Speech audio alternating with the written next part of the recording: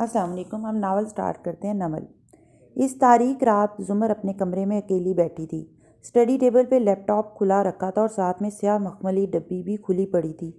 وہ گھنگریالے بال جوڑے میں لپیٹے، کوہنیاں میز پہ رکھے ہتھیلیوں میں چہرہ گرائے یاسیت سے ہیرے کی لونگ کو دیکھ رہی تھی۔ چناؤ اس کے سامنے تھا مگر فیصلہ نہیں ہو پا رہا تھا۔ اس نے پھر سر جھٹکا اور لیپ ٹاپ اسکرین کی طرف متوجہ ہوئی۔ آن لائن ترجمہ کھلا رکھا تھا سامنے۔ آج دل اتنا بکھرا بکھرا بے کیف تھا کہ وہ کچھ لکھ ہی نہیں پا رہی تھی۔ پھر اس نے توجہ اور دھیان کو اسکرین کی جانب مجتمع کرنا چاہا۔ میں اللہ کی پناہ چاہتی ہوں شیطان مردود سے، اللہ کے نام کے ساتھ جو بہت مہربان، بار بار رحم کرنے والا ہے۔ بھلا کون ہے جو تمہیں جنگل اور دریا کے اندھیروں میں راستہ بتاتا ہے، اور اپنی رحمت سے پہلے کون خوشخبری کی ہوائیں چلاتا ہے؟ کیا اللہ کے ساتھ کوئی اور معبود ہے؟ اللہ ان کے شرک کرنے سے بہت بلند ہے۔ بھلا کون ہے جو سر نو خلقت کو پیدا کرتا ہے پھر اسے دوبارہ بنائے گا؟ اور کون ہے وہ جو تمہیں آسمان اور زمین سے روزی دیتا ہے؟ کیا اللہ کے ساتھ کوئی اور معبود بھی ہے؟ کہہ دے اپنی دلیل لاؤ اگر تم سچے ہو۔ کہہ دے اللہ کے سوا آسمانوں اور زمین میں کوئی بھی غیب کی بات نہیں جانتا، اور انہیں اس کی بھی خبر نہیں کہ کب اٹھائے جائیں گے۔ زمر نے کی بورڈ پہ رکھے اپنے زرد ہاتھ دیکھے، پھر جھکے چہرے کے ساتھ ٹائپ کرنے لگی۔ اس دنیا میں ہم انسان بہت سے کاموں کے لیے بہت سے لوگوں کے محتاج ہوتے ہیں، نوکری کے لیے، پڑھائی کے لیے، کورٹ میں کیس چلانے اور انصاف لینے کے لیے۔ تلخی سے سر جھٹکا۔ ہم انسان آزاد نہیں ہیں۔ آزادی صرف ایک میت ہے۔ نہ مرد آزاد ہیں نہ عورتیں، سب مجبوریوں سے بندھے دنیا دوسروں پہ انحصار کرتے ہیں۔ مگر اللہ تعالیٰ فرماتے ہیں کہ ہمیں اندھے اندھیروں میں جب سمجھ نہیں آ رہا ہوتا کہ کیا کریں، کیا فیصلہ کریں، کون سا راستہ اپنا لیں، تب ہمیں راستہ دکھانے والا صرف اللہ ہوتا ہے۔ اور کون ہوتا ہے؟ کوئی بھی نہیں۔ یہ جو لوگوں کی خوفناک آوازیں اور باتیں ہمیں ڈراتی ہیں نا، ہمیں مستقبل کا خوف دلاتی ہیں، آندھی طوفان جیسی آوازیں، اور ہم کان لپیٹ لیتے ہیں، یہ رحمت کی بارش سے پہلے کی ہوائیں ہوتی ہیں۔ یہ بھی اللہ بھیجتا ہے۔ اچھے دنوں کے آغاز سے پہلے شدید بری باتیں سننی پڑتی ہیں۔ بس ہمارے ضبط کا امتحان ہوتا ہے۔ لوگ نہیں لے رہے، یہ امتحان بھی اللہ لے رہا ہے۔ مگر کیا ہمیں اس پہ اتنا بھروسہ ہے کہ صرف اسی پہ انحصار کر سکیں؟ اور اگر ہم نہیں کرتے صرف اسی پہ توکل، تو اس کو فرق نہیں پڑتا۔ اللہ تعالیٰ لوگوں کے موازنوں اور مقابلوں سے بہت اوپر، بہت بلند ہے۔ وہ پھر بھی انسانوں کو پیدا کرتا رہے گا، ان کو مارنے کے بعد دوبارہ بھی اٹھائے گا، ان کو روزی بھی دے گا۔ ہماری قسمتوں میں کیا لکھا ہے، ہماری شادیاں کب تک چلیں گی، ہمارے بچے کیسے ہوں گے، بڑے ہو کر کیا ہوگا ان کا، ہمیں موت کس زمین پہ آئے گی، یہ سب ہمیں نہیں پتہ، اسے پتہ ہے۔ پھر بھی ہم لوگ اتنے کمزور ہیں کہ صرف اس پہ بھروسہ نہیں کرتے، انسانوں کو سہارا بنا لیتے ہیں۔ انسانوں کو سبب بنانا چاہیے، مدد لینی چاہیے، مگر سہارا نہیں بنانا چاہیے۔ ان کے دیے گئے چناؤ کے آپشنز کے آگے ہاتھ باندھ کر مجبور نہیں ہو جانا چاہیے۔ ایک آنسو آنکھ سے ٹوٹا اور گال پہ لڑکتا گیا۔ وہ جھکے چہرے کے ساتھ ٹائپ کرتی جا رہی تھی۔ مگر ہم یہ کرتے ہیں۔ اللہ تعالیٰ، ابھی ایمان اتنا مضبوط نہیں ہوا ہمارا کہ سر پہ کفن باندھ کر نکلیں اور صرف آپ کی مدد کا یقین رکھیں۔ کچھ غلط قدم اٹھانے پڑتے ہیں، ہم بہت کمزور ہیں۔ بلکہ آخرت کے معاملے میں تو ان کی سمجھ گئی گزری ہے، بلکہ وہ اس سے شک میں ہیں، بلکہ وہ اس سے اندھے ہی ہیں۔ ہم کیوں خود کو ان لوگوں کا محتاج کر لیتے ہیں جن کو آخرت کا کوئی خوف نہیں ہے؟ انسان کے دل سے آخرت کا خوف نکل جائے کیسے پتہ چلتا ہے اس کا؟ اس نے رک کر سوچا۔ آنسو سوکھ چکا تھا مگر نشان گال پہ ہنوز موجود تھا۔ پہلے انسان کی سمجھ بوجھ ختم ہوتی ہے، پھر وہ اللہ کی باتیں سمجھنے سے قاصر ہو جاتا ہے۔ وہ دل پہ بوجھ اور دماغ کے لیے کوفت بننے لگتی ہیں، پھر شک پیدا ہوتا ہے، دل کا آئینہ آلودہ ہو جاتا ہے۔ اور جب انسان وسوسوں کا علاج نہیں کرتا، ان کو جھٹکتا نہیں ہے اور ان کے مدلل جواب تلاش نہیں کرتا کہ صرف جھکنا کافی نہیں ہوتا، تو وہ اس شک کا پیچھا کرنے لگ جاتا ہے۔ شک اسے دور اندھیروں میں بھٹکا دیتا ہے کہ وہ اندھا ہو کر بھٹکتا چلا جاتا ہے، بہتا چلا جاتا ہے۔ اور پھر اس نے پچھلی آیت دیکھی، گویا الٹا چکر کاٹا ہو۔ اور پھر کون ہے جو انسان کو اندھیروں سے نکال سکتا ہے، راستہ بتا سکتا ہے، سوائے اللہ کے؟ اور اوہ اللہ، میں کیا کروں؟ اس نے بازو بچھا کر ان پر سر رکھ لیا اور آنکھیں بہت کرب سے بند کر لیں۔ سعدی یا فارس، بار بار وہ نام ذہن میں ابھرتے تھے۔ چناؤ مشکل تھا، ناممکن تھا۔ دروازہ کھلنے کی آواز آئی تو وہ سیدھی ہوئی اور سنجیدگی سے کان کے پیچھے بال اڑستی کی بورڈ پہ انگلیاں چلانے لگی۔ اپنا لکھا گروپ میں پوسٹ کیا اور دوسری ونڈو کھول لی۔ کنکھیوں سے وہ دیکھ سکتی تھی کہ فارس کمرے میں داخل ہوا تھا۔ آستین کے کف موڑتا اور مدھم مسکراہٹ کے ساتھ اس کی طرف چلا آیا۔ اب خوش ہیں آپ؟ ہو گیا ہیرو کا انٹرویو؟ وہ اس کے کندھوں پہ جھک کر اس کے کان کے قریب کہہ رہا تھا۔ وہ اس وقت بیزار تھی، بہت بیزار۔ سنجیدگی سے ماتھے پہ بل لیے ٹائپ کرتی رہی۔ بس ہوں کہا۔ تو پھر کیا کھلائیں گی آپ مجھے؟ ایک بہت اچھا آئس کریم پارلر ہے۔ وہ پیچھے سے جھک کر کھڑا اس کی کرسی کے دائیں بائیں ہاتھ رکھے کہہ رہا تھا، جو اس وقت تک کھلا ہوتا ہے۔ آپ کی فیورٹ آئس کریم ملتی ہے وہاں سے، چلیں گی؟ میں کام کر رہی ہوں فارس۔ وہ اسکرین پہ نگاہیں جمائے سنجیدگی سے بولی تھی، گویا اسے نظر انداز کیے رکھا، مگر اس نے جیسے سنا ہی نہیں تھا۔ اور اگر آپ چاہیں تو ہم اس کے قریب ایک دوسرے اچھے ریسٹورنٹ میں بھی جا سکتے ہیں، جہاں پر اس کے بالوں پہ تھوڑی رکھے وہ اپنی دھن میں کہہ رہا تھا، جب زمر نے جھٹکے سے اسکرین نیچے گرائی اور گھومی۔ ہم ریسٹورنٹس اور کافی شاپس نہیں جا سکتے فارس۔ کیا تمہیں احساس ہے کہ سعدی کو کیا ہو گیا ہے؟ وہ بیمار ہو چکا ہے، وہ مسخ ہو چکا ہے۔ ہم عدالت میں ایک IPP کے خلاف کیس لڑنے جا رہے ہیں۔ ہمیں کیس کی تیاری کرنی ہے۔ آئس کریم اور کھانوں کے لیے وقت ہے ہمارے پاس؟ غصہ کسی اور کا تھا، نکلا کسی اور پہ تھا، دل کسی اور نے توڑا تھا، چھپا کسی اور سے لیا تھا۔ وہ سرخ چہرے اور جذبات سے کانپتی آواز سے بولی تھی۔ فارس کی مسکراہٹ غائب ہوئی، کرسی سے ہاتھ ہٹا کر تیزی سے سیدھا ہوا، ایک خاموش مگر برہم نظر اس پہ ڈالی، پھر سرعت سے میز پہ رکھی چابیاں اٹھاتا باہر نکل گیا، دروازہ ٹھا سے بند کیا۔ وہ کرسی پہ اکیلی بیٹھی رہ گئی، زور سے بند ہوئے دروازے کی کپکپاتی آواز سنتی رہی، چند لمحے گہرے سانس لیتی رہی۔ اس کی آنکھوں میں پانی تھا اور چہرہ جھکا ہوا تھا۔ یکدم اس نے چہرہ اٹھایا۔ جو فیصلہ اتنے دن سے ہو نہیں پا رہا تھا، وہ اس لمحے اس گھڑی ہو گیا تھا۔ چناؤ ہو گیا تھا۔ وہ تیزی سے اٹھی اور ننگے پاؤں باہر کو بھاگی۔ وہ پورچ میں کھڑا خفگی سے بڑبڑاتا کار کا لاک کھول رہا تھا۔ اس کے کان سرخ تھے اور ماتھے پہ سلوٹیں پڑی تھی۔ جب وہ دوڑتی ہوئی بیرونی دروازے کی چوکھٹ تک آئی، "آئی ایم سوری"، فارس نے ایک سپاٹ نظر اٹھا کر دیکھا اور پھر سر جھکا کر دروازہ کھولنے لگا۔ وہ دوڑ کر آگے آئی اور کار کا دروازہ پکڑ لیا۔ فارس نے رک کر انہی برہم نظروں سے اسے دیکھا اور پھر وہ چونکا۔ آنسو اس کی آنکھوں سے گر رہے تھے۔ "آئی ایم سوری کہ میں نے تمہیں جانے دیا۔ میں کام کر رہی ہوں کیس پہ، کیونکہ وہ کبھی ٹھیک نہیں ہوگا اگر ہم یہ کیس نہ جیتے تو۔ آئی ایم سوری کہ میں نے تمہیں جانے دیا، مگر میرے پاس اختیار تھا، تمہیں جانے دوں یا کیس پہ کام نہ کروں"۔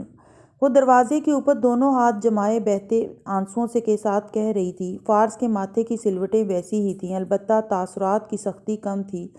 "میرے پاس چوائس تھی، تم یا سعدی۔ میں فیصلہ نہیں کر پا رہی تھی"۔ تاروں جیسے آنسو ٹوٹ ٹوٹ کر اس کی گردن پہ لڑھک رہے تھے۔ موٹی، خوبصورت گھنگریالی بالوں کے ہالے میں اس کا زرد چہرہ بہت دکھی لگتا تھا۔ فارس کی پیشانی کی شکنیں کم ہوتی گئیں۔ "میں تمہیں نہیں جانے دے سکتی تھی۔ میں سعدی کو بھی واپس لانا چاہتی تھی۔ میں ایک وقت میں ایک کا چناؤ کر سکتی تھی"۔ فارس نے ترہم سے اسے دیکھا۔ "زمر، تم لوگ خواہ مخواہ اتنا خوار کر رہے ہو خود کو۔ ٹرائل کبھی نہیں چلے گا، 1 سال سے پہلے تو شروع نہیں ہوگا۔ ہاشم کبھی کیس نہیں چلنے دے گا"۔ مگر وہ نہیں سن رہی تھی۔ "میرے پاس چناؤ کا اختیار تھا، مگر فارس میں تمہیں نہیں چنوں گی"۔ وہ نفی میں سر ہلا کر کہہ رہی تھی۔ اس کی بھیگی آنکھیں زخمی تھیں۔ "کیونکہ تم میرے ہو۔ جو میرا ہے وہ میرا رہے گا۔ میں تمہیں نہیں چنوں گی، کیونکہ کوئی بھی تمہیں مجھ سے دور نہیں کر سکتا"۔ اس کے چہرے کی آخری شکن بھی جاتی رہی۔ گہری سانس لے کر وہ اسے دیکھے گیا۔ "تو کون تمہیں مجھ سے دور کر رہا ہے، سوائے تمہارے اپنے؟ اور میں سعدی کو بھی نہیں چن رہی"۔ وہ اسی طرح روتے ہوئے کہہ رہی تھی۔ "میں کیوں چنوں اس کو؟ میں مجبور نہیں ہوں، میرے ہاتھ بندھے ہوئے نہیں ہیں، میں کسی انسان کے سامنے مجبور نہیں ہوں۔ انسان اندھیروں میں راستہ نہیں دکھا سکتے۔ میں نے اپنا چناؤ کر لیا ہے"۔ ہتھیلیوں کی پچ سے گال رگڑتے ہوئے اس نے چند گہرے سانس لے کر خود کو سنبھالنا چاہا۔ آنسو پھر بھی ابل ابل رہے تھے اور ناک گلابی ہو رہی تھی۔ "میں فارس کو نہیں چنوں گی، میں سعدی کو نہیں چنوں گی، میں زمر کو چنوں گی، میں خود کو چنوں گی"۔ اٹھی گردن اور مضبوط آواز سے وہ چہرہ صاف کرتے ہوئے بولی تھی۔ "میں وہ کروں گی جو زمر کو کرنا چاہیے۔ ظلم زمر کے ساتھ بھی ہوا ہے۔ سب اپنی زندگی شروع کر سکتے ہیں، سوائے میرے۔ زمر کو انصاف چاہیے"۔ یہ صرف سعدی کے لیے نہیں ہے، یہ زمر کے لیے بھی ہے۔ مجھے بھی تب تک سکون نہیں ملے گا جب تک میں ان لوگوں کو تباہ ہوتے نہ دیکھ لوں۔ میں زمر کو چن رہی ہوں اور زمر بہت اچھی اداکارہ ہے۔ اب کہ وہ آنکھیں سکیڑ کر غور سے اسے دیکھ رہا تھا۔ زمر، اگر کوئی بات ہے تو تم مجھے بتاؤ۔ ایک دفعہ پہلے بھی تم روتے ہوئے کمرے میں آئی تھی، تمہیں دمے کا اٹیک ہوا تھا اور تم درختوں کی باتیں کر رہی تھی۔ وہ آگے بڑھا اور نرمی سے اس کے ہاتھ تھام لیے۔ بعد میں عدالت میں تم نے بتایا مجھے کہ اس رات تم نے حقیقت جان لی تھی۔ میں اب تک نہیں سمجھ پا رہا کہ کیا ہوا ہے، مگر کچھ ہوا ضرور ہے۔ مجھے بتاؤ، وہ نرمی سے پوچھ رہا تھا۔ وہ بھیگے چہرے کے ساتھ مسکرا دی اور نفی میں سر ہلا دیا۔ میرا ڈپریشن، میرا ذہنی دباؤ بہت بڑھ گیا ہے۔ مجھے لگتا تھا میں کیس کی وجہ سے تم سے دور ہو جاؤں گی، مگر نہیں۔ اب کہ وہ دھلے دھلائے چہرے اور گلابی آنکھوں کے ساتھ مسکرا کر بولی تھی، جو میرا ہے وہ میرا رہے گا۔ مجھے تمہیں نظر انداز یا ناراض کرنے کی ضرورت نہیں ہے۔ ہم اچھی امید اور اچھی تیاری کے ساتھ بھی یہ کیس لڑ سکتے ہیں، اور تم جب کہو گے ہم ڈنر پہ بھی جا سکتے ہیں۔ وہ ہلکا سا مسکرایا، تنے اعصاب ڈھیلے پڑے۔ وہ جو لمحے بھر کے لیے وہ ڈر گیا تھا کہ کچھ ہوا ہے، وہ وہمہ بھی ذہن سے جاتا رہا۔ اس نے نرمی سے اسے اپنے قریب کیا اور اس کا سر اپنے کندھے سے لگا کر چند لمحے تھپکتا رہا، اور پھر بہت محبت سے دھیرے سے بولا، آئی ہیٹ یو چڑیل۔ وہ ایک جھٹکے سے الگ ہوئی۔ بھیگی گلابی آنکھوں میں ایک دم ڈھیر سارا غصہ اونٹ کر آیا تھا۔ کیا کہا؟ وہ بے یقین بھی تھی۔ احمد شفیع نے تمہارا نام چڑیل رکھا تھا۔ کبھی اطلاع ہے کہ کچہری میں بہت سے لوگ تمہیں اسی نام سے پکارتے ہیں، اور میں ہر نماز میں دعا کرتا ہوں کہ اللہ ان لوگوں کو نیک اجر عطا کرے۔ وہ کار کا دروازہ کھولتا کہہ رہا تھا اور زمر نے بہت مشکل سے اپنی ہنسی روکی۔ چہرے پہ خفگی طاری کی اور چٹک کر بولی تھی، اگر تمہیں مجھ سے ذرا سی بھی محبت ہوتی تو تم میرے بارے میں ایسی باتیں کرنے والوں کے دانت توڑ دیتے۔ آپ کو کس نے کہا کہ مجھے آپ سے محبت ہے؟ میں نے تو آپ کی دولت کے لیے آپ سے شادی کی تھی۔ دولت سے یاد آیا، میرے پیسے کہاں ہیں؟ ہاں؟ وہ اندر بیٹھ چکا تھا اور وہ اس کی کھڑکی پہ جھکی ناراضگی سے کہہ رہی تھی، جن پیسوں کو ہاشم کاردار ٹریس نہیں کر سکا، آپ نے سوچا بھی کیسے کہ وہ آپ کو مل جائیں گے؟ جائیے زمر بی بی، جوتے پہن کر آئیں، پھر میں آپ کو ڈنر پہ لے کر جاؤں گا۔ ہاں، وہ بھی میرے پیسوں سے ہوگا۔ وہ سیدھی ہوتے ہوئے خفا خفا سی بولی اور مڑ گئی۔ پیچھے سے اس نے اس کی بڑبڑاہٹ سنی تھی، لالچی وکیل نہ ہو تو۔ اس دفعہ اصلی والا غصہ چڑھا، مگر سر جھٹکتی اندر چلی گئی۔ اس کا ٹوٹا دل بالآخر جڑنے لگا تھا۔ وہ صبح پگھلے سونے کی سی حدت لیے ہوئے طلوع ہوئی تھی۔ سورج کی ترچھی کرنیں کسرے کاردار کے ستونوں سے ٹکرا کر پلٹ رہی تھیں۔ اندر اونچی کھڑکیوں سے چھن کر آتی روشنی نے ڈائننگ ہال کو منور کر رکھا تھا۔ سربراہی کرسی پر ہاشم بیٹھا ناشتہ کر رہا تھا۔ نوشیروہ ہنوز کمرے میں بند تھا۔ اس کا ساتھ دینے کو دائیں ہاتھ جواہرات بیٹھی تھی۔ جانے دونوں کی کرسیوں کی جگہ کب بدلی تھی، مگر جواہرات نے اعتراض نہیں کیا تھا۔ جانتی تھی کہ اب خاندان کی ڈرائیونگ سیٹ پہ وہ نہیں تھی، مگر وہ مطمئن تھی۔ کانٹے میں پھل کا ٹکڑا پھنساتے وہ ہمدردانہ لہجے میں بولی تھی، تم نے خاور کے متعلق سنا؟ اس نے سر ہلایا۔ اس کے بیٹے کا فون آیا تھا۔ میں مالی طور پہ مدد کرتا رہوں گا اس کی فیملی کی کچھ عرصے تک۔ تمہارا بڑا ظرف ہے ہاشم۔ اس نے جھرجھری لی۔ وہ خاموشی سے کھاتا رہا تو وہ ذرا پینترا بدل کر بولی، مگر جو بھی ہے مجھے بہت افسوس ہوا اس کا سن کر۔ اپنے کیے کا پھل ملا ہے۔ اس نے سر جھٹکا تھا، پھر نیپکن رکھتا اٹھ کھڑا ہوا۔ جواہرات نے گردن اٹھا کر اسے دیکھا۔ وہ آفس کے لیے تیار لگ رہا تھا۔ ٹائی، کف لنکس سب اپنی جگہ پہ تھے۔ ٹرائل کا کیا بنے گا؟ کوئی ٹرائل نہیں چلے گا ممی، ایک ایک پیشی کے لیے ترساؤں گا انہیں۔ موبائل اسکرین پہ انگلی پھیرتے وہ ساتھ سے نکل کر چلا گیا۔ جواہرات نے طمانینت کا گہرا سانس لیا اور مسکرا کر جوس لبوں سے لگا لیا۔ خاور کا باپ تو ختم ہوا۔ چند میل دور اس پرشکوہ عمارت کے ایک وسیع آفس میں ہارون عبید اپنی مخصوص کرسی پہ برجمان تھا۔ ٹیک لگا کر بیٹھے، گال تلے انگلی رکھے، وہ محظوظ نظروں سے سامنے بیٹھی زمر کو دیکھ رہے تھے، جس کی گردن اٹھی ہوئی تھی اور چبھتی ہوئی نظریں ان پہ جمی تھیں۔ وہ درمیان میں حائل میز کے باعث یہ نہیں دیکھ سکتے تھے کہ زمر نے کرسی کی نشست ایک ہاتھ سے مضبوطی سے تھام رکھی ہے اور بار بار وہ تھوک نکل کر خود کو پرسکون ظاہر کرنے کی کوشش کر رہی تھی۔ تو آپ نے کیا فیصلہ کیا؟ اگر آپ واقعی ہاشم کاردار کو ہمارے ساتھ ٹرائل لڑنے پہ آمادہ کر لیتے ہیں تو ٹھیک ہے۔ ہلکے سے کندھے اچکا کر خود کو بے نیاز ظاہر کرنا چاہا، میں فارس کو چھوڑ سکتی ہوں۔ اچھا، وہ ذرا سے مسکرائے، اور میں جانتی ہوں کہ آپ یہ اپنی بیٹی کے لیے نہیں کر رہے۔ آپ اب کہ وہ بھی ذرا سا مسکرائی۔ آپ فارس کو استعمال کرنا چاہتے ہیں، اسے اپنی بیٹی کا باڈی گارڈ بنانا چاہتے ہیں، مگر ایسا نہیں ہو پائے گا۔ وہ کبھی بھی ایسے کسی دام میں نہیں آئے گا۔ میں نہیں وارن کر رہی۔ اور نہ اسے بتاؤں گی، مگر وہ خود اتنا سمجھدار ہے کہ آپ کا ہر وار خطا جائے گا۔ یہ میرا مسئلہ ہے، اس لیے کیوں نہ ہم وہ بات کریں جو آپ کا مسئلہ ہے۔ آگے ہوتے ہتھیلیاں باہم پھنساتے ہوئے انہوں نے مسکرا کر کہا، آپ نے اچھا فیصلہ کیا۔ اپنے بوجھ کو کسی کی زندگی سے نکال کر اسے ہلکا کرنے کا فیصلہ بہت اچھا رہتا ہے۔ آپ کو اور کچھ نہیں کرنا، بس اس کی زندگی سے نکل جانا ہے، مگر ٹرائل کے بعد۔ ہم ٹرائل جیتیں یا ہاریں، اس وقت کا انتظار نہیں کروں گی میں، مگر کم از کم جب اتنا کیس چل چکا ہوگا کہ مجھے لگے آپ نے اپنا وعدہ ایفا کر دیا ہے تو میں اسے چھوڑ دوں گی، اور اگر آپ نے ایسا نہ کیا تو۔ کمرے میں لمحے بھر کو سناٹا چھا گیا، مگر زمر نے اداکاری جاری رکھتے ہوئے اسی بے نیازی سے شانے اچکائے۔ جب میں آپ پہ اعتبار کر رہی ہوں تو آپ کو بھی مجھے اس پہ یقین کرنا چاہیے، مگر ہو سکتا ہے یہ صرف آپ کی چال ہو، آپ صرف وعدہ کرنے کی اداکاری کر رہے ہوں اور اپنا مطلب نکل آنے کے بعد آپ اپنی بات سے پھر جائیں۔ ایسے میں مجھے تو کوئی فائدہ نہیں ہوگا نا۔ ان کی زیرک نگاہیں اندر تک اتر رہی تھیں۔ زمر کا دل زور زور سے دھڑکنے لگا، مگر چہرے پہ مسکراہٹ برقرار رہی۔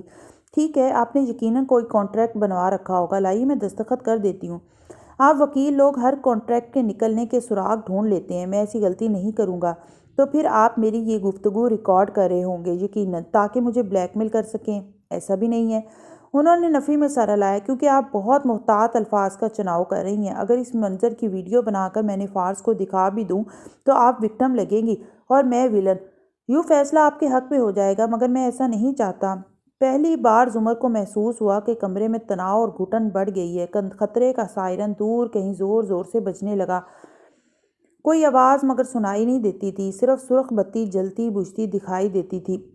کسی نے اندر کہا کہ اٹھو اور چلی جاؤ، لعنت بھیجو اس کیس پہ، ساتھی کو سمجھا لینا، مگر جس کا اندر زیادہ زور چلتا تھا اس نے اس آواز کو دبا لیا، کیونکہ زمر کا انتخاب زمر نے کر لیا تھا۔ تو پھر کیسی ضمانت چاہیے آپ کو مجھ سے؟ انہوں نے جواب دینے کی بجائے میز پہ کھڑا کر کے سیدھے رکھے ٹیبلٹ کی طرف توجہ مبذول کی اور اسکرین کو چھو کر کچھ دیکھنے لگے۔ جب آپ اس عمارت میں داخل ہوئی تھی تو آپ نے اپنا پرس ایکس رے سے گزارا تھا۔ آپ کے پرس کے اندر کی تصویر تک کا خاکہ میرے پاس کھلا رکھا ہے۔ اس میں ایک چھوٹی چوکور شے نظر آ رہی ہے جس کے اندر ایک ننھا سا ہیرا موجود ہے۔ یہ تصویر چونکہ پرس کا ایک رے امیج ہے، یہ صرف ایک خاکہ دے سکتا ہے، مگر میں جانتا ہوں کہ وہ ہیرا اس نوز پن کا ہے جو کسی زمانے میں فارس غازی نے آپ کو دی تھی۔ کرسی کی نشست پہ جمے اس کے ہاتھ نے زور سے لیدر کو بھینچا، اس کے کندھے قدرے سیدھے ہوئے، لب پھڑپھڑائے، آنکھوں میں استجاب ابھرا، اور جب آپ کو یہ معلوم ہوا تھا کہ یہ گفٹ دینے والا فارس تھا تو آپ غصے سے گھر چھوڑ کر جنگل کی طرف نکل گئی تھی۔ اس دن کے بعد سے آپ نے اس کو نہیں پہنا۔ حیران مت ہوں، کچھ تو معلومات ہونا میرے پاس بھی۔ یقیناً یہ میرے ملازم نے کاردارس کے گارڈ کو بتایا ہوگا۔ سب نوکروں کو خبر ہو گئی تھی اس رات، اور ملازم کانوں کے جتنے کچے اور پکے ہوتے ہیں زبان کے اتنے ہی کچے ہوتے ہیں۔ خیر، آپ اس نوز پن کا ذکر کیوں کر رہے ہیں؟ وہ بولی تو آواز میں دبا دبا سا غصہ تھا۔ اگر یہ آپ کے پرس میں نہ ہوتی تو مجھے خیال بھی نہ آتا، مگر میری قسمت اچھی تھی۔ وہ ٹیپ نیچے رکھتے ہوئے مسکرا کر بولے، آپ اسے خود ہی میرے پاس لے آئیں۔ پھر باہم مٹھیاں پھنسائے مزید آگے کو ہوئے، اس کی آنکھوں میں جھانکا۔ مسز عمر، اپنی بات پر اعتبار دلانے کے لیے آپ مجھے اس سے اچھی ضمانت نہیں دے سکتی۔ اس ڈبی کو میرے پاس چھوڑ جائیے۔ آسمان کے سارے تارے ایک دم سمندر میں جا گرے تھے، اس کا سانس تک رک گیا تھا۔ یہ ڈبی؟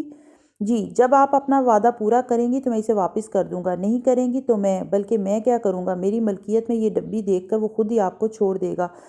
اسی کو ضمانت کہتے ہیں نا، اسی کو کانٹریکٹ اور ایگریمنٹ کہتے ہیں نا، اور جب آپ نے اسے چھوڑ ہی دینا ہے تو پھر یہ ڈبی کی کوئی حیثیت تو نہیں رکھتی ہوگی آپ کے لیے، سو اسے مجھے دے دیں۔ تارے سمندر کی سطح پہ چند لمحے تیرتے رہے، مگر تنکے جیسا سہارا بھی نہ ملا تو اندر گرتے چلے گئے، ڈوبتے چلے گئے۔ اس کی بھوری آنکھوں کی جوت بجھ گئی، وہ اپنی جگہ سے اٹھ کھڑی ہوئی۔ ہارون منتظر سے اسے دیکھے گئے، وہ کچھ نہ بولی، چپ چاپ ان کو بجھی بجھی نظروں سے دیکھتی رہی۔ اس کے ذہن میں پکڑ دھکڑ ہو رہی تھی اور دل بند ہونے کو تھا۔ میں آپ کے ساتھ کسی قسم کی اداکاری نہیں کر رہی، لیکن اگر آپ کو صرف اس طرح یقین آئے تو اس طرح سے ہی۔ پرس سے وہ ڈبی نکال کے اس نے کھول کر میز پر پٹکی۔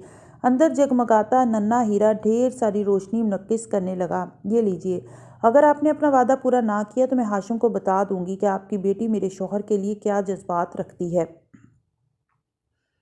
اور جب اسے پتہ چلے گا تو وہ اس کا کیا حشر کرے گا آپ کو معلوم ہے، سو اب آپ بھی پیچھے نہیں ہٹیں گے، وہ سپاٹ لہجے میں کہہ رہی تھی۔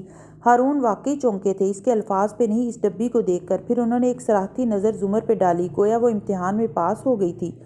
وہ بہت جلد خود آپ سے کہے گا کہ اسے یہ کیس لڑنا ہے، یہ میرا وعدہ ہے، اسی میں ہم سب کا فائدہ ہے۔ زمر نے پرس اٹھایا اور ایک نظر اس پہ ڈال کر باہر نکل گئی۔ دروازہ زوردار آواز سے بند کیا۔ باہر راہداری میں چلتے ہوئے اس نے بدک ابلتے آنسو روکنے چاہے مگر وہ نہیں رکے۔ قطرے ٹپ ٹپ چہرے پہ لڑکنے لگے۔ اس نے رک کر دیوار کا سہارا لیا، گویا خود کو ڈھہ جانے سے روکا ہو، بچایا ہو، کچھ کھو دیا تو اور اب دل ڈوب ڈوب کر ابھرتا تھا۔ چند گہرے سانس لیے، چند آنسو میں پیے اور پھر دوبارہ سے چلنے لگی۔ اب کی دفعہ آنکھوں کی جوت بجھ چکی تھی مگر چال ویسی ہی تھی، محتاط سی، ذرا سی پھسلن اسے گرا سکتی تھی اور اسے اب کوئی غلطی نہیں کرنی تھی۔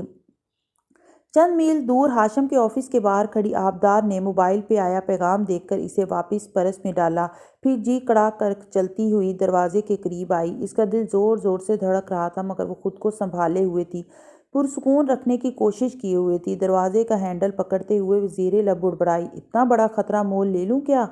پھر سر جھٹکا اداسی سے مسکرائی، وہ تمہارے لیے ایسا کبھی نہیں کرے گی فارس، اور پھر اندر داخل ہو گئی۔ آفس ابھی خالی تھا اور حلیمہ کے بقول ہاشم کے آنے میں آدھا گھنٹہ تھا۔ آبدار کو اب آدھا گھنٹہ ادھر بیٹھ کر اس کا انتظار کرنا تھا۔ مجھے آپ کو کچھ بتانا ہے، حنین یوسف نے اس صبح اس سے یہ کہا تو جواب میں فارس نے سر ہلا کر کہا تھا، مجھے بھی تمہیں کچھ بتانا ہے۔ وہ دونوں مور چال کے پورچ میں کھڑے تھے اور وہ باہر جانے کی تیاری میں تھا۔ میں جانتی ہوں آپ کو خاور کے بارے میں بتانا ہے، میں بھی وہی بتانا چاہ رہی ہوں۔ وہ چمکتی آنکھوں اور مغموم مسکراہٹ کے ساتھ بولی تھی، اس کا ایک بیٹا ہے جو اب واپس اپنی ماں اور دادی سمیت خاور کے گھر آ کے رہنے لگ گیا ہے۔ میں نے اس کو سب کچھ بتا دیا ہے، اس کے باپ نے کیا کیا اور کن کے لیے یہ سب کیا۔ اس کا دل بدل گیا ہے اپنے باپ کے لیے، اور کسی شخص کے لیے اس سے بڑی سزا کیا ہوگی کہ اس کی اولاد کا دل بدل جائے اس کے لیے۔ میرا خیال ہے آپ کو، وہ جوش سے تیز تیز بول رہی تھی۔ تقریباً گھنٹے بھر بعد وہ اس بنگلے کے ڈرائنگ روم میں بیٹھا تھا، جینز اور شرٹ میں ملبوس۔ وہ ٹانگ پہ ٹانگ جمائے سنجیدگی سے ادھر ادھر دیکھ رہا تھا۔ عجیب خاموشی کمرے میں حائل تھی۔ سامنے بیٹھا نوعمر لڑکا خاموش تھا، وہ الجھا ہوا بھی تھا مگر مقدس خاموشی کو توڑ نہیں پا رہا تھا۔ دفتن چوکھٹ پہ آہٹ سی ہوئی، وہ دونوں اس طرف دیکھنے لگے۔ ایک عورت پہلے نمودار ہوئی تھی، اس کے دونوں ہاتھ ایک وہیل چیئر کی پشت کو تھامے ہوئے تھے جس کو دھکیلتی ہوئی وہ اندر لا رہی تھی۔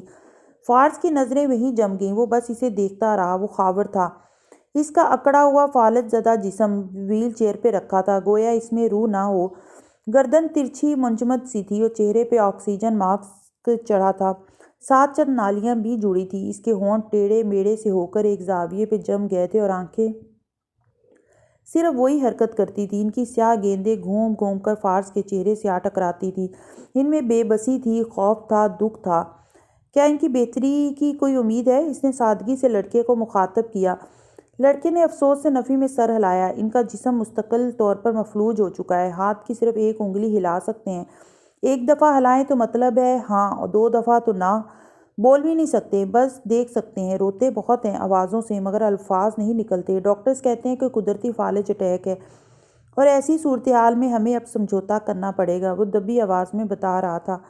فارس بس گردن موڑے اسے دیکھتا رہا، جو سمٹا سمٹا سا وہیل چیئر پہ پڑا تھا، زرد بے جاں چہرہ، بے حد گرا ہوا وزن، ہڈیوں کا ڈھانچہ سا انسان۔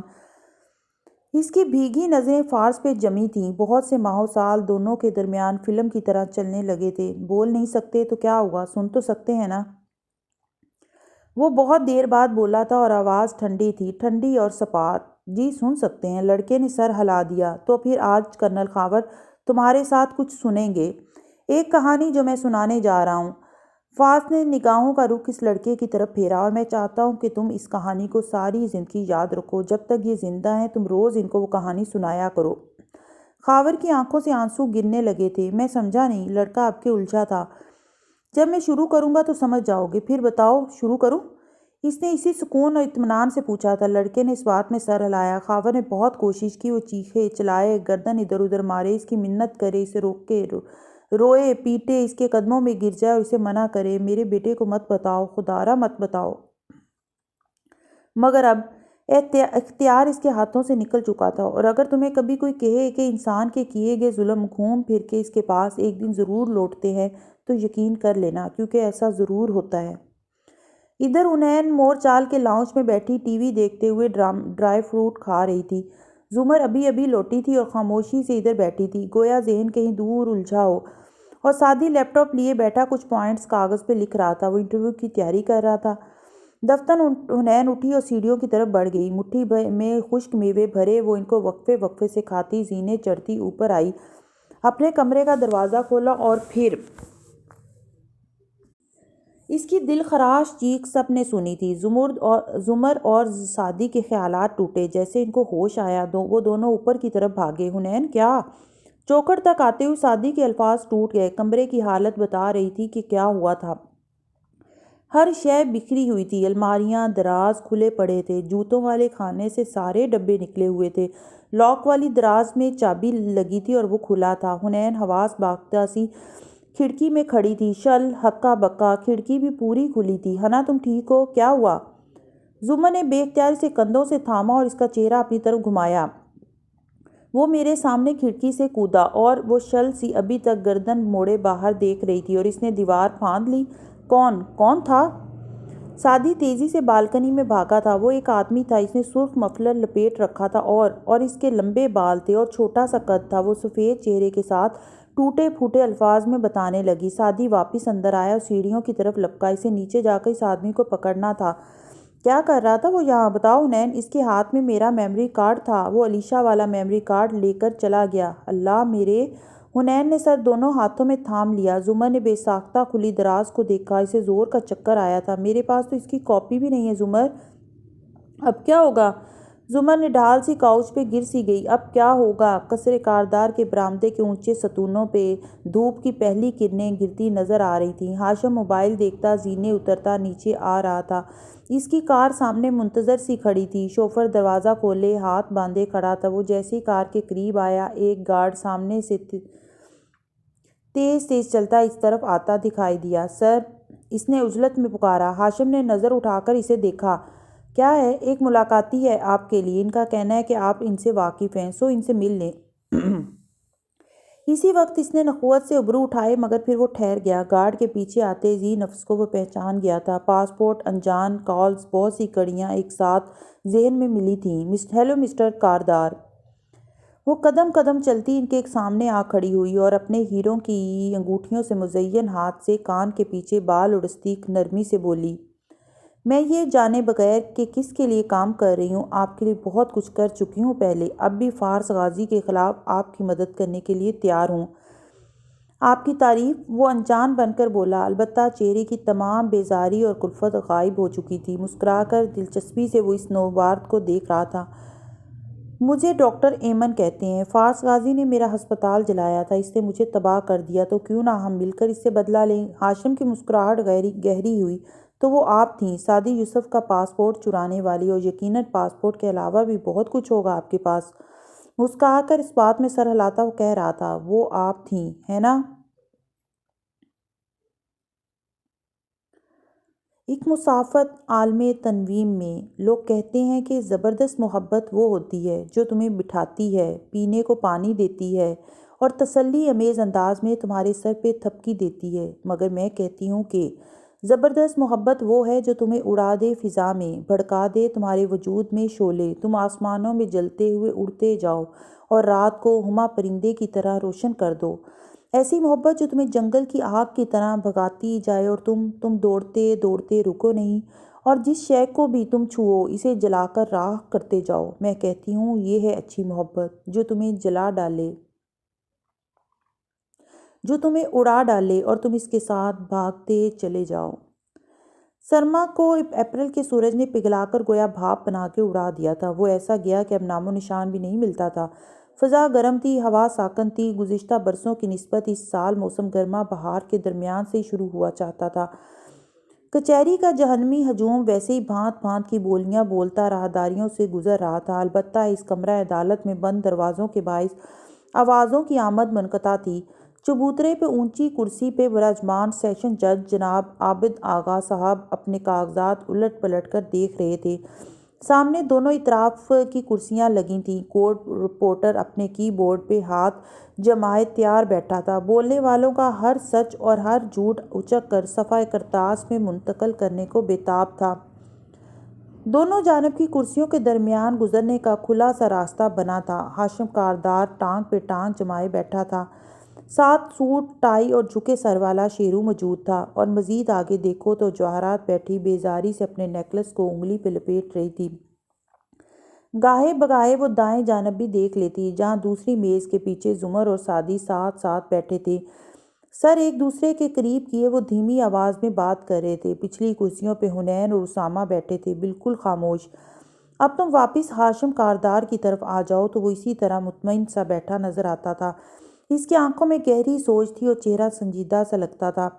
زمر صاحبہ آپ شروع کریں۔ جج صاحب نے کاغذات سے نظریں اٹھا کر زمر کو اشارہ کیا۔ ٹرائل شروع ہو چکا تھا، اس کے بولنے کا وقت آ گیا تھا۔ وہ سعدی سے ہلکا سا کچھ کہتی اٹھ کھڑی ہوئی، کوٹ ذرا کھینچ کر درست کیا، بال کان کے پیچھے اور سے اس کی ناک میں ننھے سے ہیرے کی لونگ دمک رہی تھی۔ ہاشم یوں ہی اسے دیکھے گیا، وہ اس لونگ اور اس میں چھپی داستانوں سے بے خبر تھا، مگر اس کی چمک سے اسے کچھ یاد آ رہا تھا۔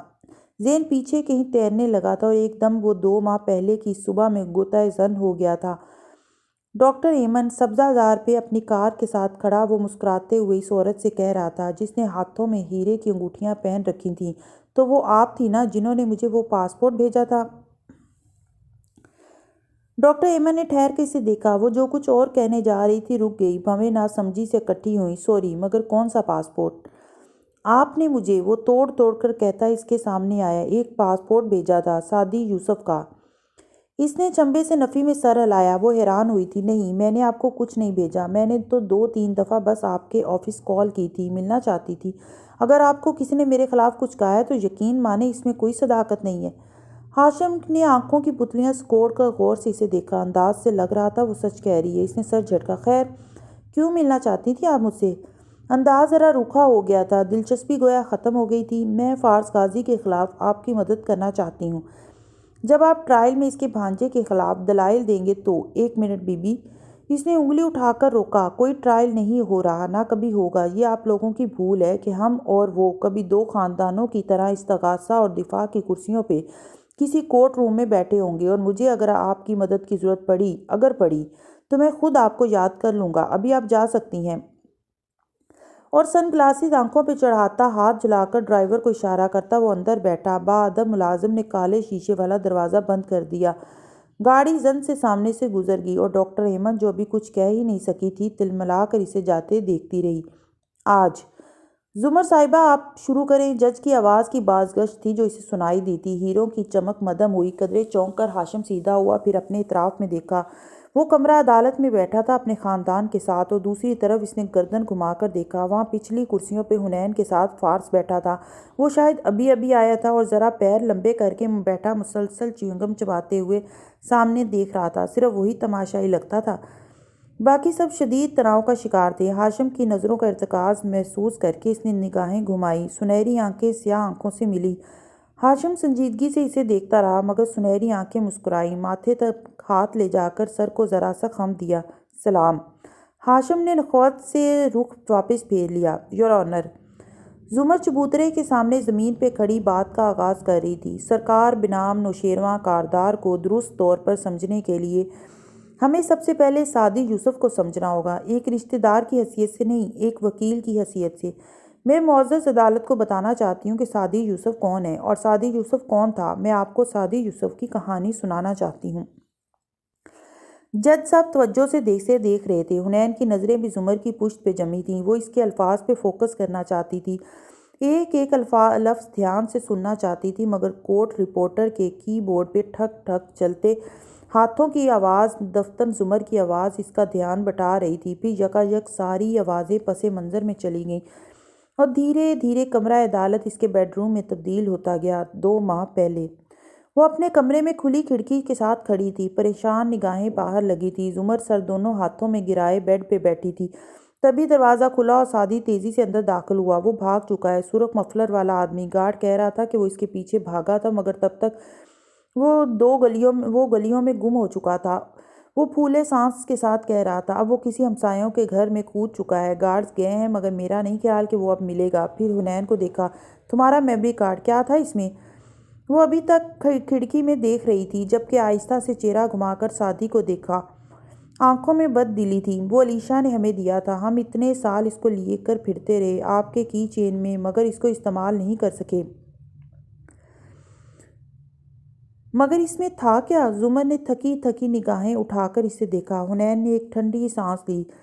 کرنل خاور کے بیٹوں کو ہاشم نے مروایا تھا اور مسز کاردار نے پھر الزام ایک آفیسر پر ڈال دیا جو خاور کے کیس کی تفتیش کر رہا تھا۔ یہ اگلے 100 سال کی منصوبہ بندی کرنے والے لوگ ہیں، اس لیے یہ اتنے امیر اور اتنے کامیاب ہوتے ہیں۔ جب یہ کسی کو اپنا دست راست بناتے ہیں تو اس کی ساری کشتیاں جلا دیتے ہیں۔ خاور نہیں جان سکا اس نے اس بریگیڈیئر کی آنکھوں کے سامنے اس کے خاندان کو مارا اور پھر اس کو بھی مار دیا۔ اس کو بعد میں علم ہوا کہ اس بریگیڈیئر کا ایک اور بیٹا بھی ہے جو امریکہ میں زیر تعلیم ہے اور اس کو وہ خفیہ اولاد کی طرح چھپا کر رکھتا ہے۔ حنین سانس لینے کو رکی۔ یہ باتیں بتانا عجیب لگ رہا تھا۔ سعدی غور سے اور زمر عدم توجہ سے سن رہی تھی۔ خاور کا اس بچے سے کوئی جھگڑا نہیں تھا، اس نے صرف بریگیڈیئر کو اذیت دینی تھی۔ جب دے دی تو انتقام ختم ہوا۔ اس نے اس لڑکے کو تلاش کرنا چاہا مگر وہ اس کو مار کر کیا کرتا؟ بریگیڈیئر بنگش کے دوستوں نے اسے رپوش کرا دیا۔ خاور کو صرف اس کی ایک گھڑی ملی تھی جس پہ اس لڑکے کا پارشل فنگر پرنٹ تھا۔ اس کارڈ میں ایک ویڈیو تھی جو یقیناً مسز کاردار نے بنوائی تھی۔ اس میں خاور ان کے سامنے آ کر اعتراف جرم کرتا ہے اور وہ اس کو نوکری پہ رکھ لیتے ہیں، گویا اپنے پروں میں چھپا لیتے ہیں۔ یوں ان کو وفادار ملازم بھی مل گیا اور وہ اس کی دکھتی رگ کو بھی ہاتھ میں لے لیا جس سے وہ کبھی بھی اس کو اپنے جوتے تلے مسل سکتے ہیں۔ علیشا نے وہ پورا فولڈر کاپی کیا تھا۔ اس پہ کچھ تصاویر تھیں، وہ ویڈیو تھی اور ایک پارشل فنگر پرنٹ کی فائل تھی۔ جواہرات کے لیپ ٹاپ سے لیا اس نے یہ سب، اور مجھے یاد ہے وہ کبھی بھی خاور کو اپنے کمپیوٹر کو ہاتھ نہیں لگانے دیتی تھی۔ علیشا ہیکر تھی، انہی جرائم کی وجہ سے وہ جیل گئی تھی۔ اس کے پاس نیشنل ڈیٹا بیس تک رسائی تھی۔ اس نے اس پارشل فنگر پرنٹ کو ڈھونڈ نکالا۔ شاید خاور امریکہ میں ہوتا اور دلچسپی لیتا اور کاردار نے اسے مصروف نہ رکھا ہوتا تو وہ بھی ڈھونڈ نکالتا، مگر اس کا تو انتقام پورا ہو گیا تھا۔ مگر انتقام کے سائیکل میں ایک سروائیور رہ جاتا ہے اور وہ اس چکر کو الٹا چلاتا ہے۔ وہ لڑکا سلطان کئی برس کی انتھک محنت کے بعد اورنگ زیب کاردار کے پاس ملازمت کرنے آتا ہے۔ اس کے ڈرائیونگ لائسنس کی کاپی اس کارڈ میں تھی اور میں دیکھتے ہی وہ پہچان گئی تھی کہ یہ احمد شفیق کی پرانی تصویر ہے۔ احمد؟ وہ سٹپنی؟ سعدی کو دھکا لگا تھا۔ زمر خاموش رہی، اسے اب کوئی بھی بات حیران نہیں کرتی تھی۔ میں نے یہ ساری باتیں فارس ماموں کو بتائیں تو انہوں نے احمد سے یہ سب پوچھا۔ یہ بات احمد نے انہیں بتائی کہ اس کے والد نے نہیں، کاردار نے خاور کے بیٹوں کو مارا تھا۔ چونکہ فارس ماموں نے خود اس دن خاور کو جانے دیا تھا زمر کے کہنے پہ، حالانکہ بعد میں خاور نے زمر پہ گولی بھی چلانی چاہی، مگر انہوں نے احمد سے کہا کہ وہ اسے جانے دے ورنہ خاور اس کو اکسا کر اسے کہے گا کہ مجھے مار ڈالو اور یوں احمد مجرم بن جائے گا۔ انتقام کا چکر الٹا ہوگا۔ خاور کا تیسرا بیٹا بھی زندہ ہے، وہ احمد کو جینے نہیں دے گا، مگر احمد نے بات نہیں مانی۔ اس نے ہی کیا ہے جو بھی اس نے کیا ہے خاور کے ساتھ۔ خاور کے ایکسیڈنٹ اور فالج کے بارے میں تو آپ سب نے ہاشم کے ٹویٹر پر پڑھ ہی لیا ہوگا۔ خیر، مجھے خاور سے کوئی ہمدردی نہیں ہے، اس لیے میں نے اس کے بیٹے کو سب بتا دیا ای میل کر کے۔ فارس ماموں بھی صبح ادھر ہی گئے ہیں۔ وہ ایک دفعہ تم نے اسے کاپی کیوں نہیں کیا؟ ہم اسے کورٹ میں استعمال کر سکتے تھے۔